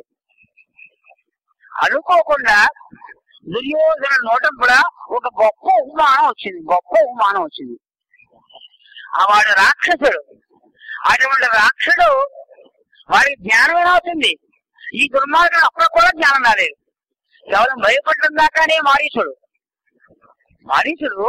రాముడి చేతిలో చచ్చిపోతే నాకు ముక్తి కలుగుతుంది, నేను వెళ్తే నయం, లేకపోతే నువ్వు చంపేస్తావు, నీ చేతిలో చచ్చేటంటే ఆయన చేతిలో తావడం మంచిది అన్నాడు మహానుభావుడు. చనిపోయే సమయానికి మహాజ్ఞానోదయం అయింది మారీచుడికి. ఈ కృష్ణుడికి ఆ జ్ఞానోదయం అవ్వలేదు. మారీచుడు ఎలా భయపడ్డాడు, నేను అలా భయపడుతున్నాను నాన్న. అంతెందుకు నాన్న, వాళ్ళు రక్షింట్లో కాల్ చేసినావు కదా, బ్రాహ్మణ దేశాల్లో వచ్చారు వాళ్ళు, మొత్తం దేశంలో జనాలందరూ వచ్చారు ద్రౌపదిని వివాహం చేసుకుందామని కొంతమంది. అసలు స్వయంవరానికి ఎందుకు వస్తారంటే రాజు అందరూ ఆ రాజకుమార్ని అక్కడ తప్ప ఇంకెక్కడా చూడడానికి వీల్లేదు.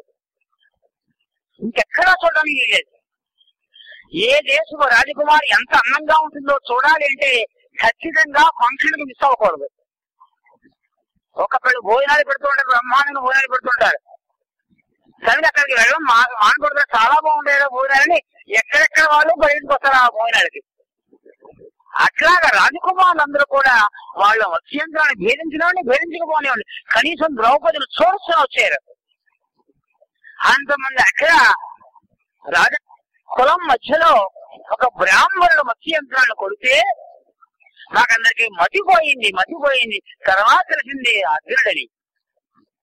ఎంత ధైర్యం కాకపోతే ఒక్కడు దగ్గర ఆయుధాలనే లేకుండా మమ్మల్ని అందరినీ నిర్జించాడు, సమస్త క్షత్రియ కులాన్ని నిర్జించాడు.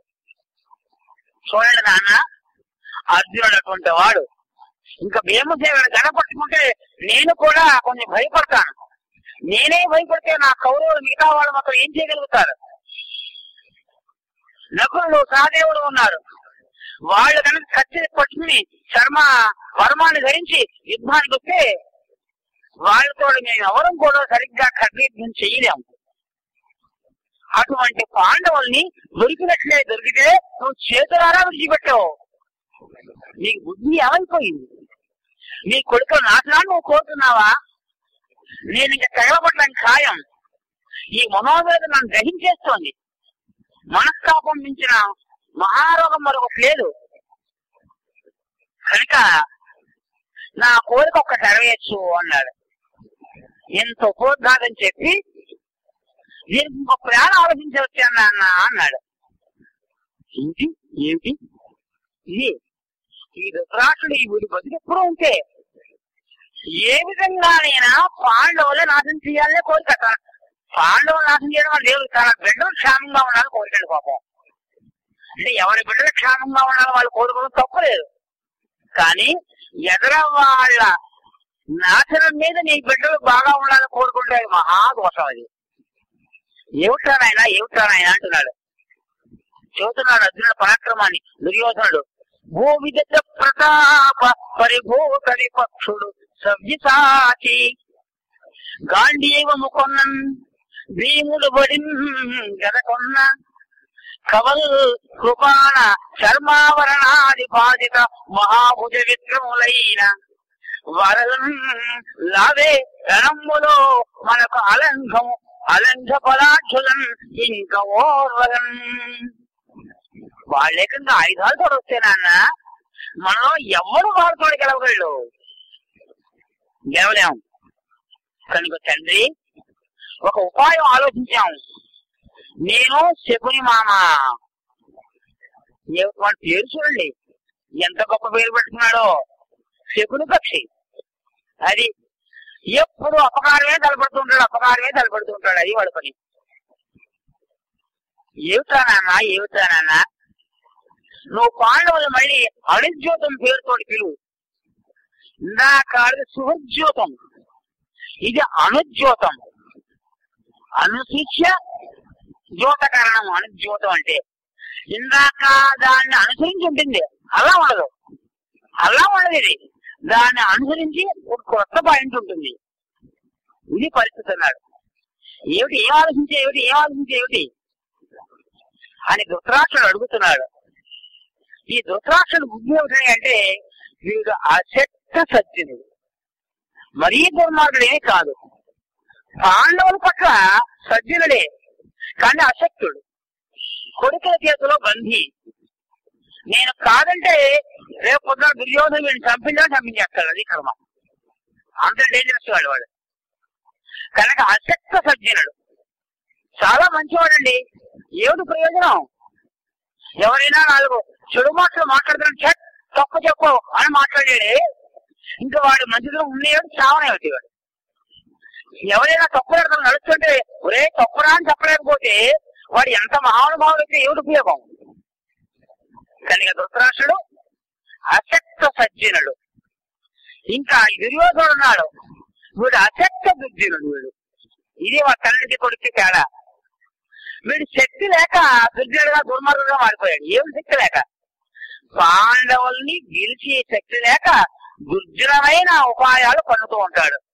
దుష్ట సాంగత్యాన్ని లభించుకున్నాడు, దుష్ట మార్గాలు అవలంబిస్తున్నాడు. కనుక దుర్యోధనుడు అశక్త దుర్జనుడు. నాన్న ఒక మాట ఇక్కడ తెలుగు భాషల్లో ఏమైంది అంటే దుర్యోధనుడు బాధపడడం, ధృతరాష్ట్రుడు ఆజ్ఞ వేయడం, ప్రాతిగా వెళ్ళిపోవడం, ధర్మం తెచ్చేయడం, అంతా ఒకే ఒక్క వచనంలో 2 వాక్యాల్లో జరిగిపోయిందండి. 274 వచనం. 2 వాక్యాల్లో ధర్మరాజులు వెళ్ళడం, మళ్ళీ ప్రాతిగామని పంపించడం, మళ్ళీ లాక్కొచ్చేయడం, జోదం దగ్గర కూర్చోవడం జరిగిపోయింది. ఈ మధ్యలో 100 శ్లోకాలు ఉన్నాయి సంస్కృత భారతంలో, 100 శ్లోకాలు ఉన్నాయి. మరి ఏమి జరుగుతుందో కొంచెం వివరణ తెలియాలి కదా, మధ్యలో క్యూరియాసిటీ ఉంటుంది కదా. కనుక పునర్దీవ్యామ భద్రంతే, నాన్న నీకు భద్రం అవుగాక. ఇది చూడండి, ఒక కొడుకు తండ్రిని నాన్న నీకు భద్రం అవుతుంది, నీకు మంగళం అవుతుంది అంటున్నాడు. అంటే నీకేమో రాదు, నీకేం గొడవ రాదు నాన్న, ఇందులో నీ తప్పేమో ఉండదు, నీ మాట బోటు కాదు. కనుక పునర్దీవ్యామ అని మళ్ళీ మేము జోట ఆడతాం. కానీ నీకు భద్రంతే, నీకు మంగళమే కలుగుతుంది. వనవాసస్య పాండవై యవమేతాన్ వశీకర్తుం శిక్షామః పురుషర్షభా. ఓ పురుష శ్రేష్ఠ, పాండవుల్ని వనవాసం చేయించే ఉపాయం మా దగ్గర ఉందయ్యా అన్నాడు. ఎంత ఆనందంగా అన్నాడో చెప్పడం ధృతరాష్ట్రుడు. ధృతరాష్ట్రుడు కావాల్సిందే, వాళ్ళు దూరంగా ఉంటే చాలండి. అక్క ఇంట్లో తగలబెట్టిన హాయిగా ఉన్నాడు. అమ్మయ్య నా కొడుకు హాయిగా పాల్చుకుంటున్నారు. కర్మకాలం మళ్ళీ వాళ్ళు వచ్చారు, పెళ్లి చేసి మరీ వచ్చారు కర్మ. సరే ఇంక తప్పగా ఈ భీష్ముడు చెప్పిన పద్ధతి ప్రకారం వాళ్ళకి ఇంద్రప్రస్థం ఇచ్చాడు. ఏదో వాళ్ళ గొడవలు పడచ్చు కదా, వాడు రాజసూయాలని చేశాడు ఆమకంగా. ఆ ధర్మరాజు వీళ్ళని తీశాడు. ఈ దుర్యోధన గారికి ఆ బహుమతులు తీసుకునే శిక్షణ అవ్వకపోయినా గొడవలేకపోయేది. ఆ శిక్షణార్థం చేశాడు కర్మకాలి. ఇదే ఇది చెప్పుకుంది. కనుక వాళ్ళు దూరంగా ఉంటే ఏ గొడవ లేదు కదా. వాళ్ళు వనవాసం వెళ్తారా, ఎలాగరా ఇది ధృతరాష్ట్రుడి ఆలోచన.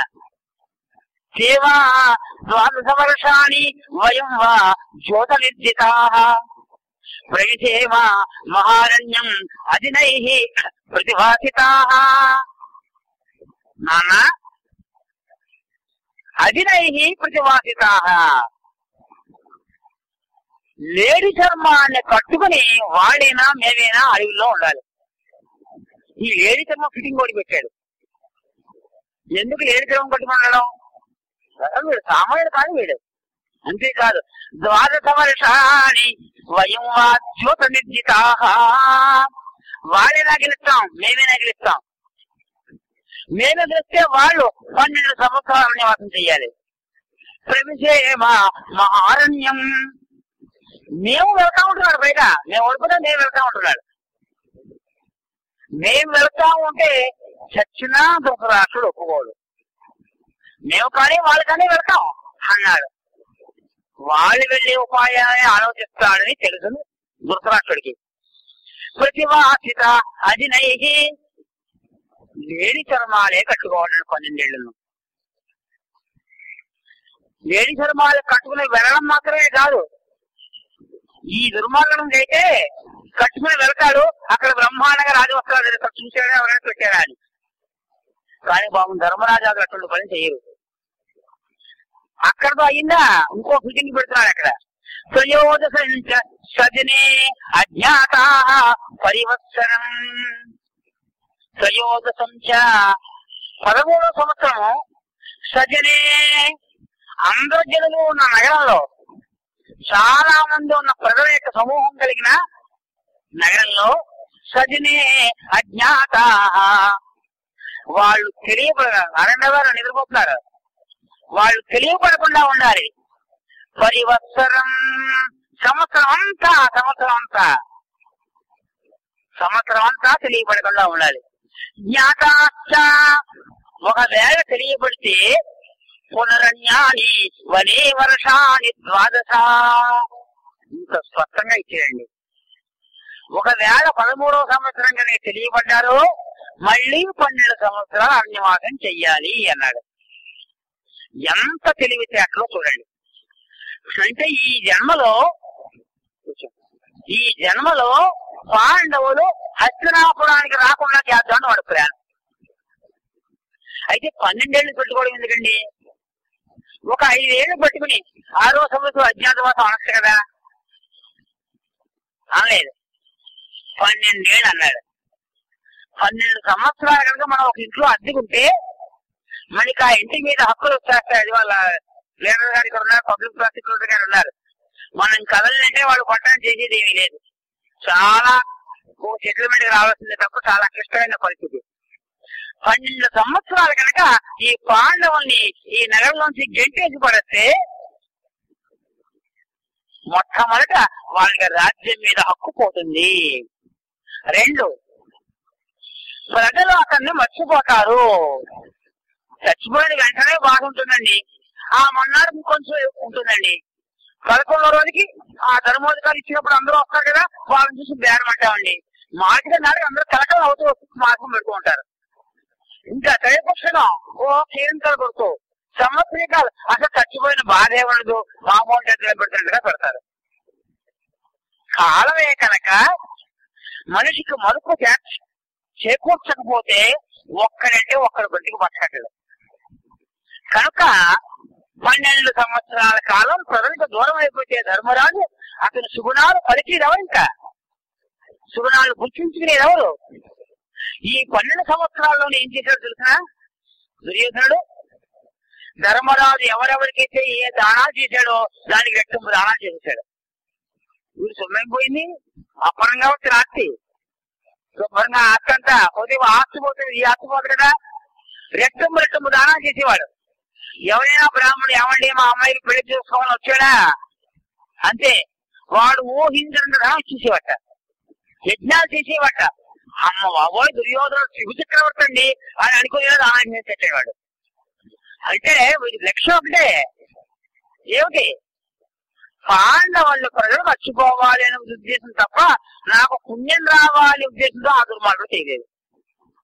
ఇది రాజసమైన తామసికమైన దానాలు. ఇవి సాత్వికమైన దానం వేరు, రాజసికమైన దానం వేరు. చూడండి, 1000 మందికి భోజనాలు పెట్టాం, పొద్దున్న లాగా సాయంకాలం లాగా ఎంతమంది ఎక్కడ పెడుతూనే ఉన్నాం, అలాగా వేడి మనం కుమ్మరించాం, అలాగా పంచలక్ష పరమాణులతో పెట్టాం అని అందరూ చెప్పుకుంటారు. అంటే శుద్ధ శూన్యం అయిపోతుంది, శుద్ధ శూన్యం. దానివల్ల ఏమీ ప్రయోజనం లేక గంజి నీళ్ళే పోయి ఎంతో ప్రేమగా కృష్ణ పరిస్థితిలో నువ్వు పోసేవంటే ఆ దానానికి మించిన దానం లేకండి, ఆ దానానికి మించిన దానం లేక. ధర్మరాజు ఒకసారి సంతోషిస్తున్నట్ట, రాజసూయాల అప్ప ఇంతమంది బ్రాహ్మణులు భోజనం చేశారా, శంఖం అనుశ్చితంగా ఊరేసింది, కంటిన్యూగా 2 గంటల దాకా ఊరుతూనే ఉంది శంఖం. ఇంతమంది 2 లక్షల మంది బ్రాహ్మణులు మనం భోజనం పెట్టావా, నువ్వా భోజనం పెడతా? ఇదే పరిస్థితి.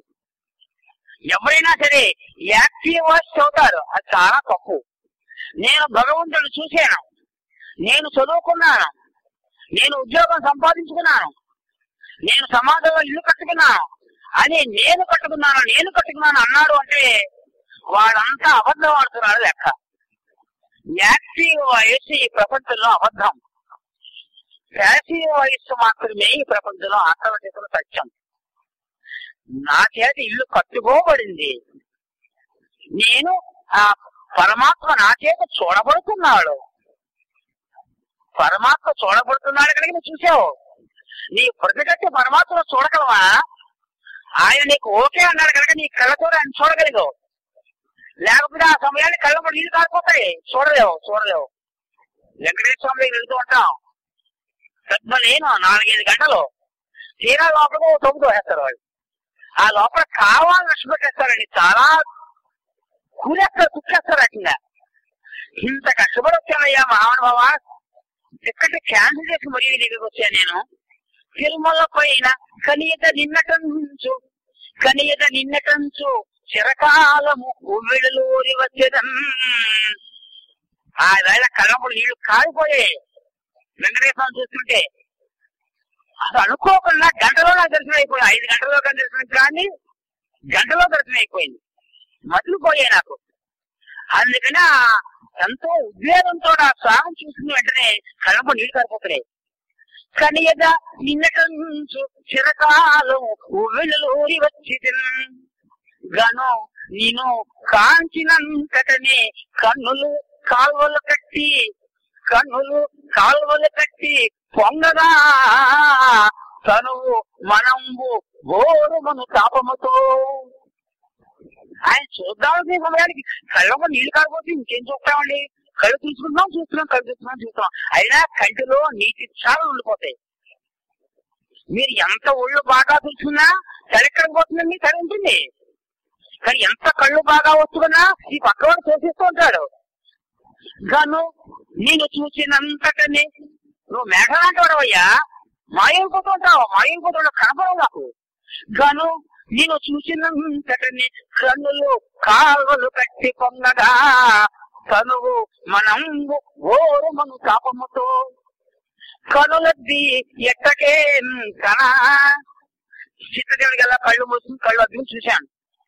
కనులద్ది ఎట్టకే కన సనుమంచతో ఎదురు కాపరులెల్లరు నడు తోసిపడేశారు.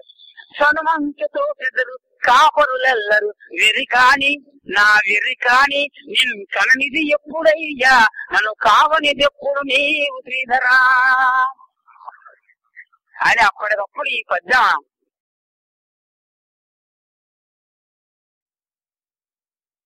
సభాపదం తెలుగు భారతం ప్రకారం చెప్పుకోదలుచుంటే 1/4 గంటలు అయిపోతుంది. సంస్కృత భారతం ప్రకారం చెప్పుకోదలుచుంటే నిత్యం తాగుతూ నీకు నేను గుర్తు చేస్తాను, నువ్వు నాకు చేసిన అవమానాన్ని ఇవ్వటం అనుకుంటున్నావు అన్నాడు. దేహం అన్నాడు. ఇంకా దుర్యోధన ఇంకా చెప్తాడు కదా, ఒరే దుర్యోధన నీ చేసిన ప్రతిజ్ఞానం మర్చిపోలేదు, నీ తొడలు నా చేతిలోనే. అంతేకాదు అహం దుర్యోధనం హంస, ఈ దుర్యోధనాన్ని నేను చంపి తీరుతాను.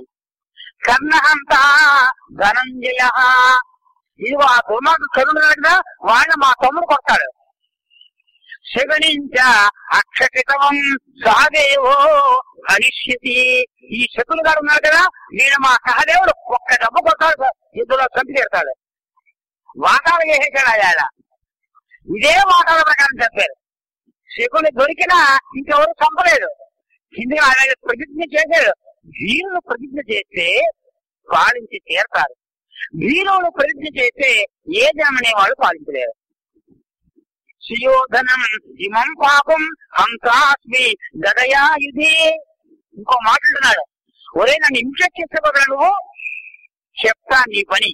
నీ తొడవ వెనక్కొట్టడమే కాకుండా ఇంకో ప్రతిజ్ఞ నేను చేస్తున్నాను. నేను ఏమిటో తెలుసునా, శిరపాదేన చాహం అధిష్ఠించామి భూతలే, నా ఎడమకాలతోటి నీ తలకాయని తంటాను రా యుద్ధంలో.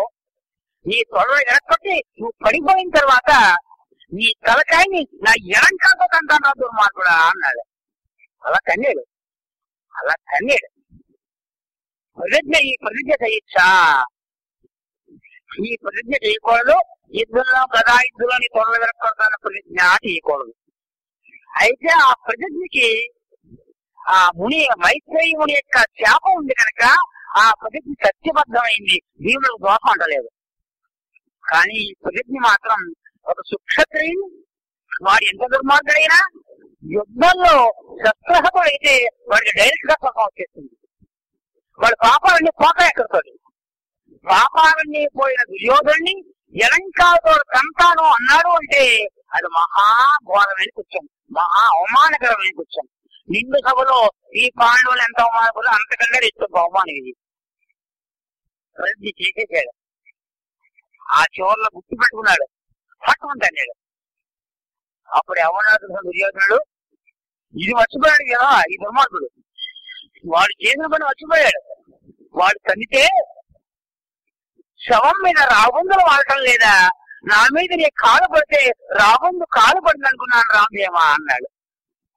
ఇది నువ్వు రాబందులు అంటే వాడి చచ్చిపోయిన వాడిని తంతావా, ఇదేనా క్షత్రియులలో నీకున్న గౌరవం ధర్మం అని ఎప్పుడైతే దుర్యోధని మాట అన్నాడో ఆకాశం నుంచి పుష్పవృష్టి కురిసింది. పుష్పాలు కురిసి దుర్యోధను పడరేటండి.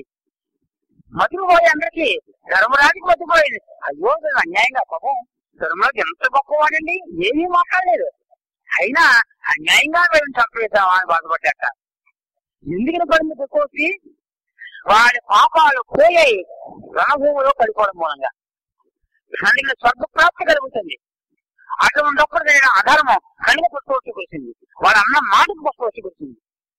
ఇంకా మొత్తం మీద వీళ్ళు శపథాలు చేశారు. ఎప్పుడైతే తమ్ముడు శపథం చేశాడో అర్జునుడు కూడా శపథం చేశాడు. నా గాంధీవ నిరుక్తమైన అస్త్రాలతోటి శస్త్రాలతోటి మొత్తం మీ కౌరవలోకానంతా నాశనం చేసేస్తాను. త్రిమూర్తులే అడ్డు వచ్చిన దాకా, ఈశ్వరుడి అడ్డు వచ్చిన దాకా మిమ్మల్ని వధించి తీరుతాను అని ప్రతిజ్ఞ చేశాడు. చేసి ఇంకా భీముడు రెచ్చిపోతుంటే, అన్నయ్య సత్పురుషులు ఎప్పుడు కూడా నోటితోడు సమాధానం చెప్పర్రా, చేతితోడు సమాధానం చెబుతారు అన్నాడు. ఎంత తెలివైన మాట మాట్లాడారు చూడండి.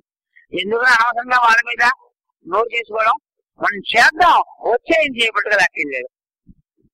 ఆ సమయంలో మహానుభావుడు ధర్మరాజును చూస్తుంటే, పాండవులను చూస్తుంటే ఆ దేవుడు కళ్ళంపులు ఏడుకుంటే ఏం చేస్తున్నారు. అయినప్పటికీ ధర్మరాజు ఏం చేశాడు తెలిసిన, ప్రధానికి నమస్కారం పెట్టి, భీష్ముడు నమస్కారం పెట్టి, మహానుభావులారా చిన్నప్పటి నుంచి మమ్మల్ని ఎక్కువగా పెంచారు, మీకు మా పట్ల చాలా ప్రేమ అక్షయాలు ఉన్నాయి. నేను మీ వద్ద సెలవు తీసుకుంటాను. 13 ఏళ్ళు అయిన తర్వాత మళ్ళీ మీ దర్శనం చేసి మీ భాగ్యాన్ని నాకు కల్పించండి, మళ్ళీ మీ దర్శనం చేసుకుంటాను అని అడిగి వెళ్ళేటండి. ఎవరైనా ఈ మాట అనగలరా? ఎవరైనా ఈ మాట అనగలరా? ధర్మరాజు ఆ మాట అంటుంటే అంతఃపుర స్త్రీలు కూడా కళ్ళంప నీళ్ళు పెట్టి గడిచేటండి. మొత్తం క్షత్రియులు అంతా కూడా కళ్ళంప నీళ్ళు పెట్టి గడిచేట. అసలు ధర్మరాజు కోపం రాదా? ఆయన అజాతశత్రువు ఉన్నారు. ఆ మహాముడు కోపం వేరాలండి. ఎంత చిత్రం. దేవ బ్రాహ్మణ భక్తి గోవు ప్రియవక్తత్వం ముఖానాచి ప్రియవక్తత్వం ముఖానాచి విద్యా వైదస్యము దుఃఖు ధర్మమునకం తాకాన మర్యాదకం తావు ఔచిత్యము దేవకర్ర హితశిష్టవ్రాతు సంతోషిత శ్రీభద్రాంగుడు అజాత శత్రుడన మయీ బ్రహ్మాత్రుడే చూడగం. ఈ బ్రహ్మరాజు మామూలు పట్టండి, అజాత శత్రువు మామూలు రాజు కాదు ధర్మరాజు. దేవ బ్రాహ్మణ భక్తి క్రోవు, దేవతల పట్ల బ్రాహ్మణుల పట్ల హృదయం ఇచ్చేస్తాడు మహానుభావుడు. ప్రియ వక్తృత్వం ముఖానాసి, ఎక్కడ పురుషవాక్కు మాట్లాడండి, మొత్తం భారతం అంతా జరిగే చూడండి, ఎక్కడైనా పురుషవాక్కు మాట్లాడా, చేతులు గట్టిగా దండం పెట్టి ఇంత అపకారం చేసినా నేను వెళ్ళొస్తాను మహానుభావులారా, మీ దయ వల్ల నేను వెళ్ళి క్షేమంగా తిరిగి వస్తాను అన్నాడు. అంటే ప్రియ వక్తృత్వం ముఖానాసి విద్యా వైదస్యము దిక్కు, యమధర్మరాజు కూడా నీతి బోధలు చేశాడు. సమస్త ఋషిమండలి తాలూకు నీతి బోధలు విన్నాడు ధర్మరాజు. ధర్మరాజుకు మించిన నీతి బోధ ఎవరు చేయలేరు ఈ ప్రపంచంలో. అందుకని విద్యా వైదస్యము దిక్కు ధర్మమునకం తార్కాణ, ఈ ప్రపంచంలో పరమధర్మాత్ముడు ఎవరయ్యా, 100% ధర్మాత్ముడు ఎవరయ్యా అంటే only one answer, that is కాదు ధర్మరాజా. ఒక్కటే ఆన్సర్ వస్తుంది కనుక ధర్మమునకం తార్కాణ మర్యాదకం తావు, మర్యాద పురుషోత్తముడు ఆ మహానుభావుడు అంటాం కానీ ధర్మరాజు భారతానికి హీరో కనుక ఎవరు ఎక్కడ ఏ మర్యాద పాటించాలో యుద్ధ భూమిలో తన అస్త్రాలన్నీ కింద పెట్టేసి ఆభరణాలు రథంలో పెట్టేసి కాలినడకన చొప్పులు విడిచిపెట్టి కాలినడకన వెళ్ళి తాతగారికి జనం పెట్టొచ్చాడే. అది మర్యాదకం తావు ఔచిత్యము జీవకర్ర, ఆ మహానుభావుడికి ఔచిత్యము ఇంకెవరికి ఇది ఎక్కడ ఎలా ప్రవర్తించాలో ఎవరి పక్క ఎలా స్పందించాలో ఆ మహానుభావుడు ఒక్కడికే చేస్తున్నాం. లేకపోతే ఇన్ని కష్టాలు పెట్టిన ఆ దుర్యోధనుడు చిత్రధరునే గంధర్వుడు దొరికితే వాడు రథాన్ని కట్టిబట్టి రెక్కలు తెరకట్టేసి ఈచుకుపోతుంటే పరువుపరుగా వెళ్ళి అర్జునుడిని భీముడిని పంపించి రక్షణ చేసేది ఎవరెలా చేస్తారండి, ఎవరు చేస్తారండి? ఇది కక్ష లేకుండా కనుక ధర్మమునకు తార్కాణ మర్యాదకం సావు ఔచిత్యము జీవకర్ర శిఖ చిత్రవ్రాత సంతోషిత శ్రీ వజ్రాంగుడు. శిక్షల పట్ల ధర్మం పట్ల వజ్రాంగుకైన అంటే చెక్కు చెదరని కాయం కలిగిన వాడు ఎన్ని కష్టాలు వచ్చినా సరే తాను మాత్రం చెక్కు చెదరట. అటువంటి మహానుభావాన్ని అజాత శత్రుడ ఈ బ్రహ్మాత్రుడే చూడగన్ సామాన్యం రాజా. అటువంటి ధర్మరాజు మహానుభావులారా మీకు నమస్కారం అని ఎంతో వినయంతో నిజంగా ఏడుకొచ్చేటండి. ఏడవకుండా హీరో ఉన్నవాడు అంత దుఃఖస్థితిలో కూడా ఏడవకుండా ఉండగలిగితే కృష్ణుడు మాత్రం భగవద్గీతలో చెప్పిన మాటకి ధర్మరాజే సాక్షాత్ ఉదాహరణ అవుతాడు. అట్లాగా అంటే అందరూ భీష్మద్రోణాల్లో కూడా కళపడి నీళ్ళు గెలిచేస్తారు. అప్పుడు ద్రౌపది ఏకవస్త్రం ధరించి ఆ తల్లి చుట్టూ విరమోచి మొహానికి ఏమాత్రమూ అలంకారం లేకుండా ఒంటి మీద ఆభరణాలని తీసేసి ఒక దీనాతి దీనురాలాగా వాళ్ళ వెనకాల వెళ్తోందట. గబగబా కుంచీదేవి వచ్చిందట. నాయన కృష్ణ పరమాత్మ, నా కొడుకులకి నా కోళ్ళకి ఎంత కష్టపెట్టేవయ్యా, ఎప్పుడు నిన్ను అనుక్షణం మనసులో తలుచుకుంటుందిక ఇవి కష్టాలు పెడుతున్నావు నా కొడుకులకి. తల్లివదేం కదా, ఎప్పుడూ నా కొడుకులు నిన్ను మర్చిపోరే. వీరల అనాథులై ముని వృత్తి నుండెడు వారు ద్వారకాపురనాథ కేశవ దైత్యభేది భగవత్పదాంభోరుహాస్యతులైన వీరల పూని కావక ఉండగా ధరణీధర నీకు ధర్మమే ధర్మ నిర్మల మానస. పంచచామరంలో పరమాత్మ స్తోత్రం చేసింది కుంతీదేవి. నీకు న్యాయంగా ఉందయ్యా, నా కొడుకులు ఎంత బాధపడుతుంటే నీకు మేనళ్ళు కదా, ఆ పరమాత్మ తెలియదంటారా? అన్ని చూస్తున్నాడు మహానుభావుడు. ఇప్పుడు ఎంటర్ అవ్వకూడదు ఆయన, ఎక్కడ ఎంటర్ అవ్వాలో అక్కడ ఎంటర్ అయ్యాడు. ద్రౌపది మానాన్ని రక్షించాడు. ఇప్పుడు ఎంటర్ అయితే కథ దిగుతుంది. వీళ్ళు కష్టపడాలి. మంచివాడి కష్టం కలిగితే లోకనాశనం కలుగుతుంది. ఇప్పుడు లోకనాశనం కావాలి కృష్ణ పరమాత్మకి, అక్కడ క్షత్రియ లోకనాశనం కావాలి, అందుకోసం మాట్లాడలేదు, ఇక్కడికి రాలేదు, అర్థానికి ఏం బయలేదు అనలేదు. తర్వాత అన్యులకు వస్తాడు మహానుభావుడు. కనుక ఈ మాట వెలుగు భాషలో లేదు పాపం. ఏమాట? ద్రౌపది నువ్వు వెళ్ళక తప్పదా? సరే నీ భర్తను జీవించుకోమ్మా, మహాపతివ్రతం తల్లి, కానీ ఒక్క మాట చెప్తున్నాను ఏమీ అనుకోకు. నీ భర్తల్లో సహదేవుడు నాడే, వాడు నా చంటి కొడుకమ్మా. తల్లికి చంటి కొడుకు అంత ప్రేమ ఉంటుంది. వాడు నా చంటి కొడుకమ్మా, వాడి కోసం జాగ్రత్తగా చూసుకోమ్మా. వాడికి ఆకలికి ఆకలేడు, కష్టానికి వచ్చుకోలేడమ్మా. భీముడు గురించి చెప్పలేదు. భీముడు ఆకలేడు కదా కూడా, వాడు అన్నిలో ఏదో తింటాడు, వాడు ఆ చెట్లు కొట్టుకులో ఈ పొట్ల కొట్టుకులో ఏదో తింటాడు. కనుక సహదేవుని జాగ్రత్తగా చూడమ్మా అని చెప్పింది. తెలుగు భాషలో ఏ మాట కనిపించదు, అక్కడ మాతృహృదయం కనిపిస్తుంది. ఇదే సమయంలో వీళ్ళు ఏడుస్తూ వెళ్తుంటే మొత్తం ఆ ప్రజలందరూ, కురుక్షేత్రంలో ఉన్న ప్రజలందరూ కూడా, హైదరాబాద్లో ప్రజలందరూ కూడా, ఒరే మన డబ్బు దక్కంతా మూట కట్టండి రా, నిధులు చదివేయండి రా, ఎక్కడెక్కడ ఏ సామాన్లు ఉన్నాయో అన్ని మూటలు కట్టేయండి, మా అంతా కూడా ధర్మరాత్రం వెళ్ళిపోదాం.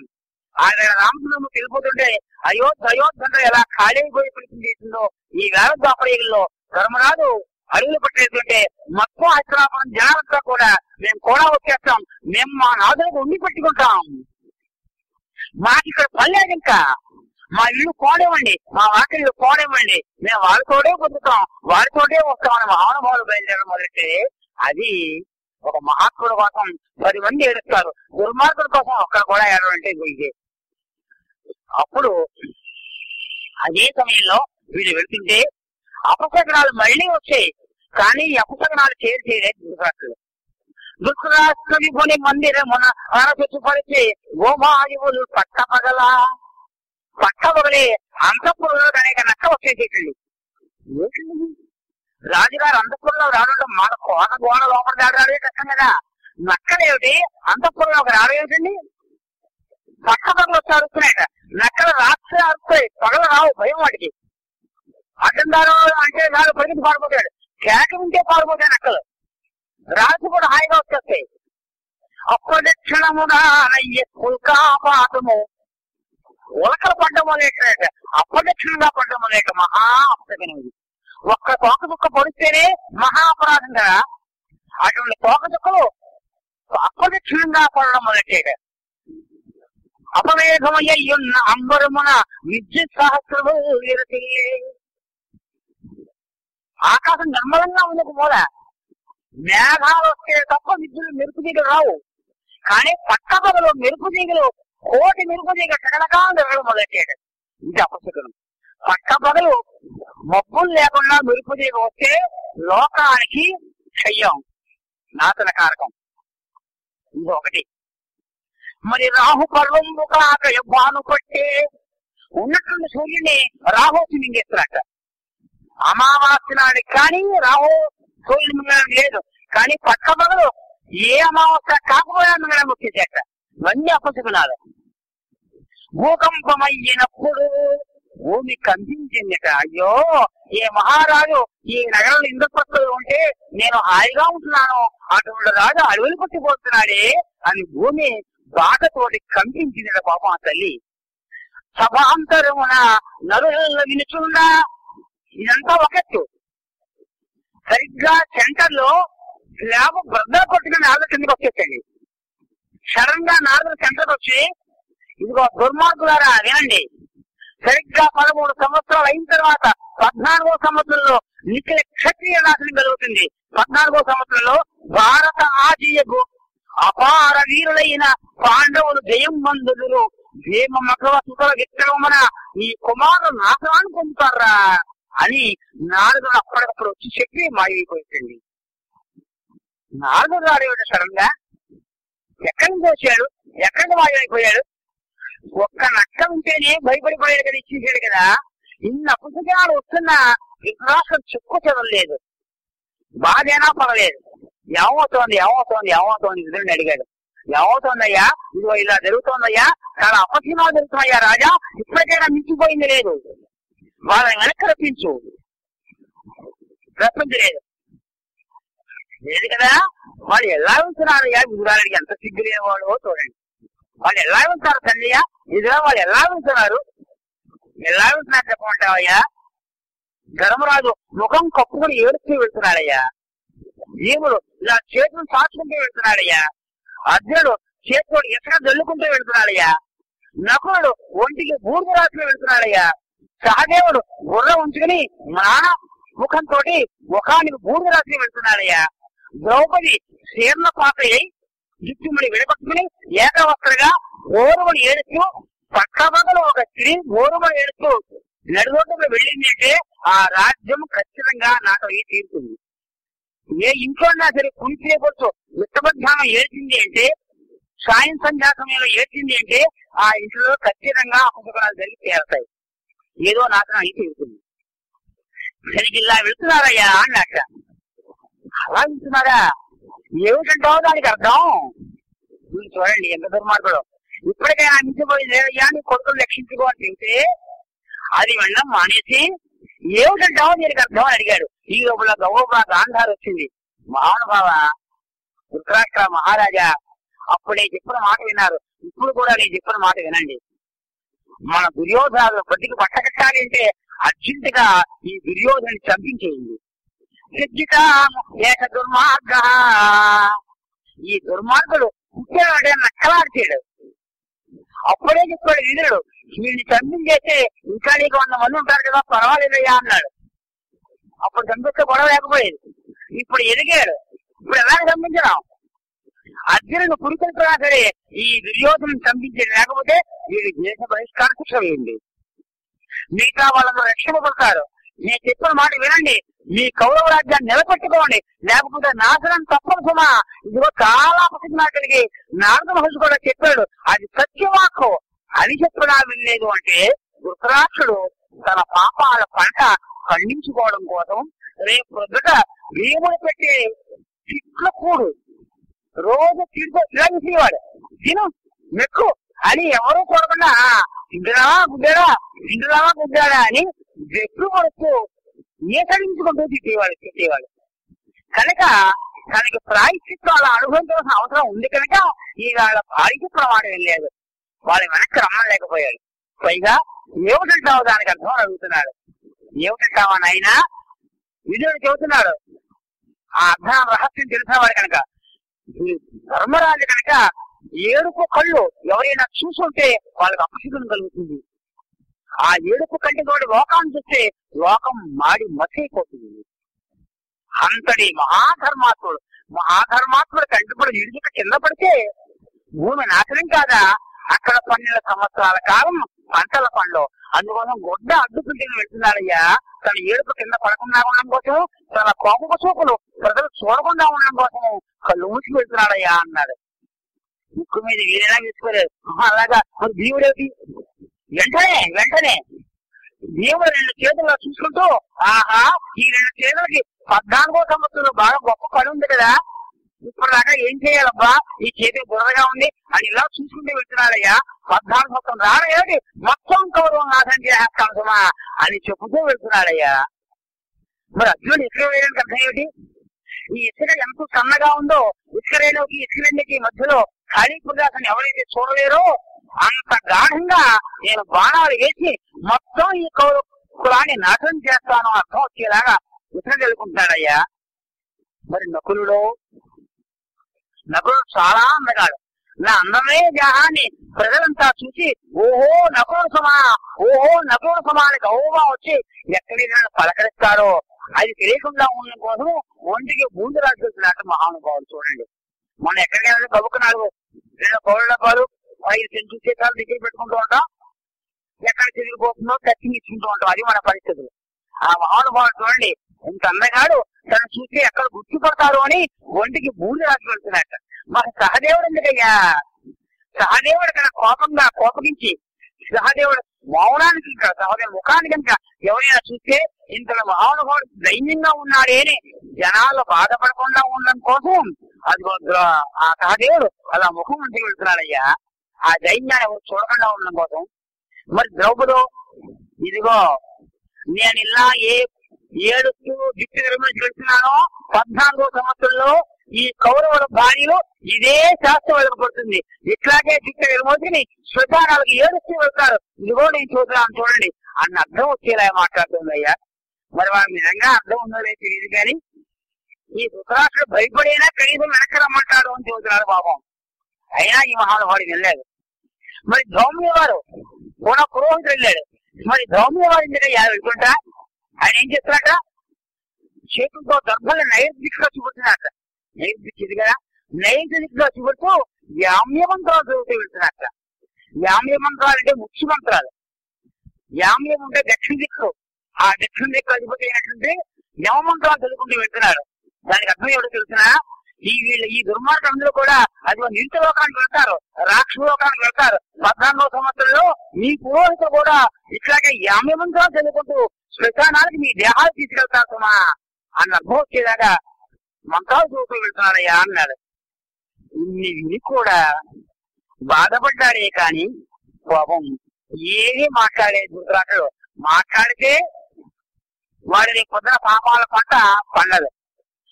కాకపోతే ధృతరాష్ట్రుడు దుఃఖిస్తున్నాడు. అయ్యో నా కొడుకులు హాయిగా ఉంటారనుకుంటున్నాను, వీడు అరణ్యవాసానికి వెళ్ళినా కూడా హాయిగా ఉండరా. ఒక్కడే మాట చూస్తున్నాడు, ఏమయ్యా లాస్ట్ అండ్ ఫైనల్ గా చూద్దాం. ఇంద్రుడు అంటున్నాడు, ఇప్పటికైనా మించిపోయింది లేదు, వాళ్ళని వెనక్కి రప్పించు, నువ్వు రాజాజ్ఞమై వాళ్ళు వచ్చి చేరుతారు, రాజాజ్ఞ పాలించి చేరుతాడు. ధర్మరాజా రా, ఇది నా ఆజ్ఞ, నువ్వు అరణ్యవాసం చేయక్కలేదు అని నువ్వు పిలువు.